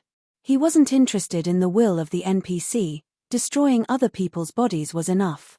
The massacre continued. Ji Zhaoyu originally wanted to join in, but Ji Yunan's actions were too fast, or the shadow body's efficiency was too high. In just a few breaths, more than 10 bodies were thrown down. The shadow bodies had finished harvesting and turned back into shadows. Mr. Ji Yunan. Lin Duo looked at Ji Yunan's familiar and expressionless face in front of her in disbelief. Ever since Ji Yunan left that day, he hadn't appeared again. If it wasn't for the heroic spirit contract, she would have thought that Ji Yunan also died in the apocalypse. But even after confirming that he was still alive, Lin Duo tried to summon Ji Yunan countless times, without exception. It had never occurred to her that she would meet Mr. Ji Nan again under such circumstances. Lin Duo wanted to go forward to greet him, but a small hand pulled the corner of her clothes.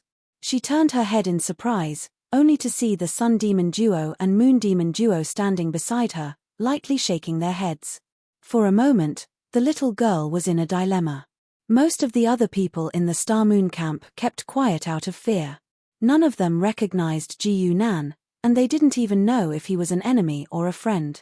However, the fact that he was able to kill heroic spirit masters as if they were chickens was enough to make them feel fear. The scene returned to silence. After Ji Nan gave Ji Jiaoyu some instructions, he disappeared again, and Ji Jiaoyu began to organize everyone to explore. He had to find out why the moon slaves were gathering in the western part of the city. This was also Ji Nan's goal. In the Star Moon camp, Lin Ku stood in a corner where there was little light, calmly watching a figure slowly go away, but her expression was not very good. Looks like there really is a problem with that laboratory. A man stood beside Lin Ku, his eyes filled with interest. It's already been 3 batches of people, yet none of them came back? Lin Ku replied expressionlessly, a place that Ji Jiaoyu is guarding with all her might. Of course it's not simple. The man glanced at her. The apocalypse is coming.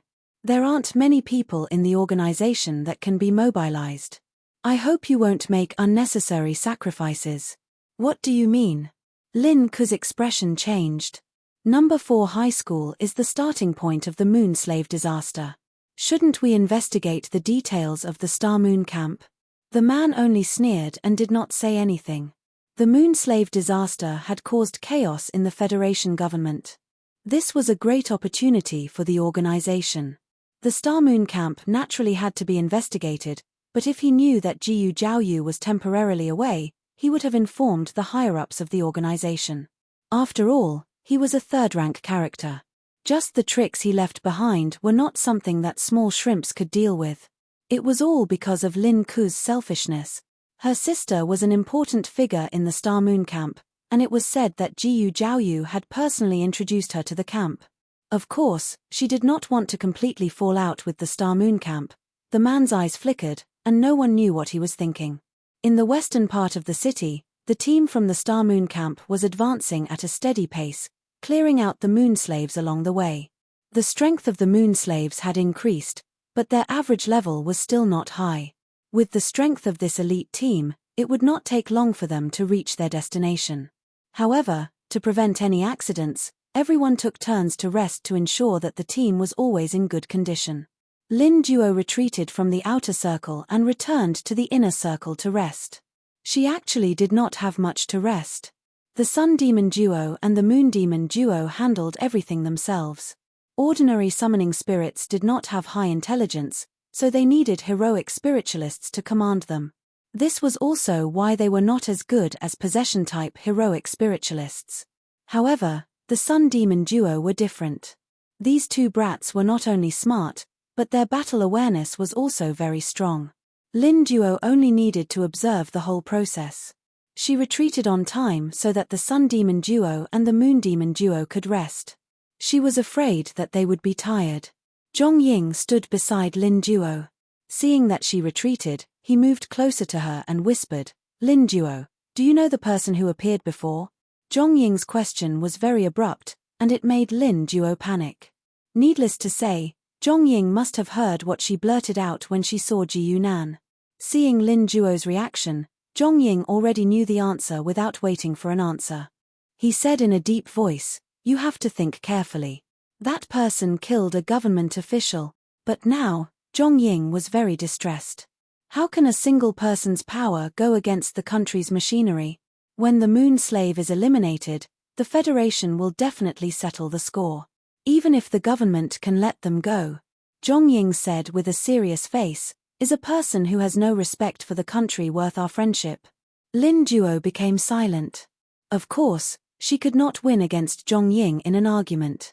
In fact, she did not agree with Ji Nan's actions of wantonly killing people from the 2 camps. After all, that was the government's army, but Ji Nan was her heroic spirit. This made her very conflicted, but she could not come up with any countermeasures. Zhong Ying saw this and asked, Lin Duo, tell me honestly. Is that person closely related to you? Ah. How did you know? Lin Duo was shocked and subconsciously said. Zhong Ying showed a look of understanding. Don't worry about this. Have you ever thought that if that person is designated as a wanted criminal in the future, will it affect you? For Lin Duo, who grew up in peacetime, the word wanted criminal was very lethal. It meant that she would have to say goodbye to the good old days forever. Lin Duo did not think about this before, but now she really began to panic. In the end, she was just a lucky high school girl.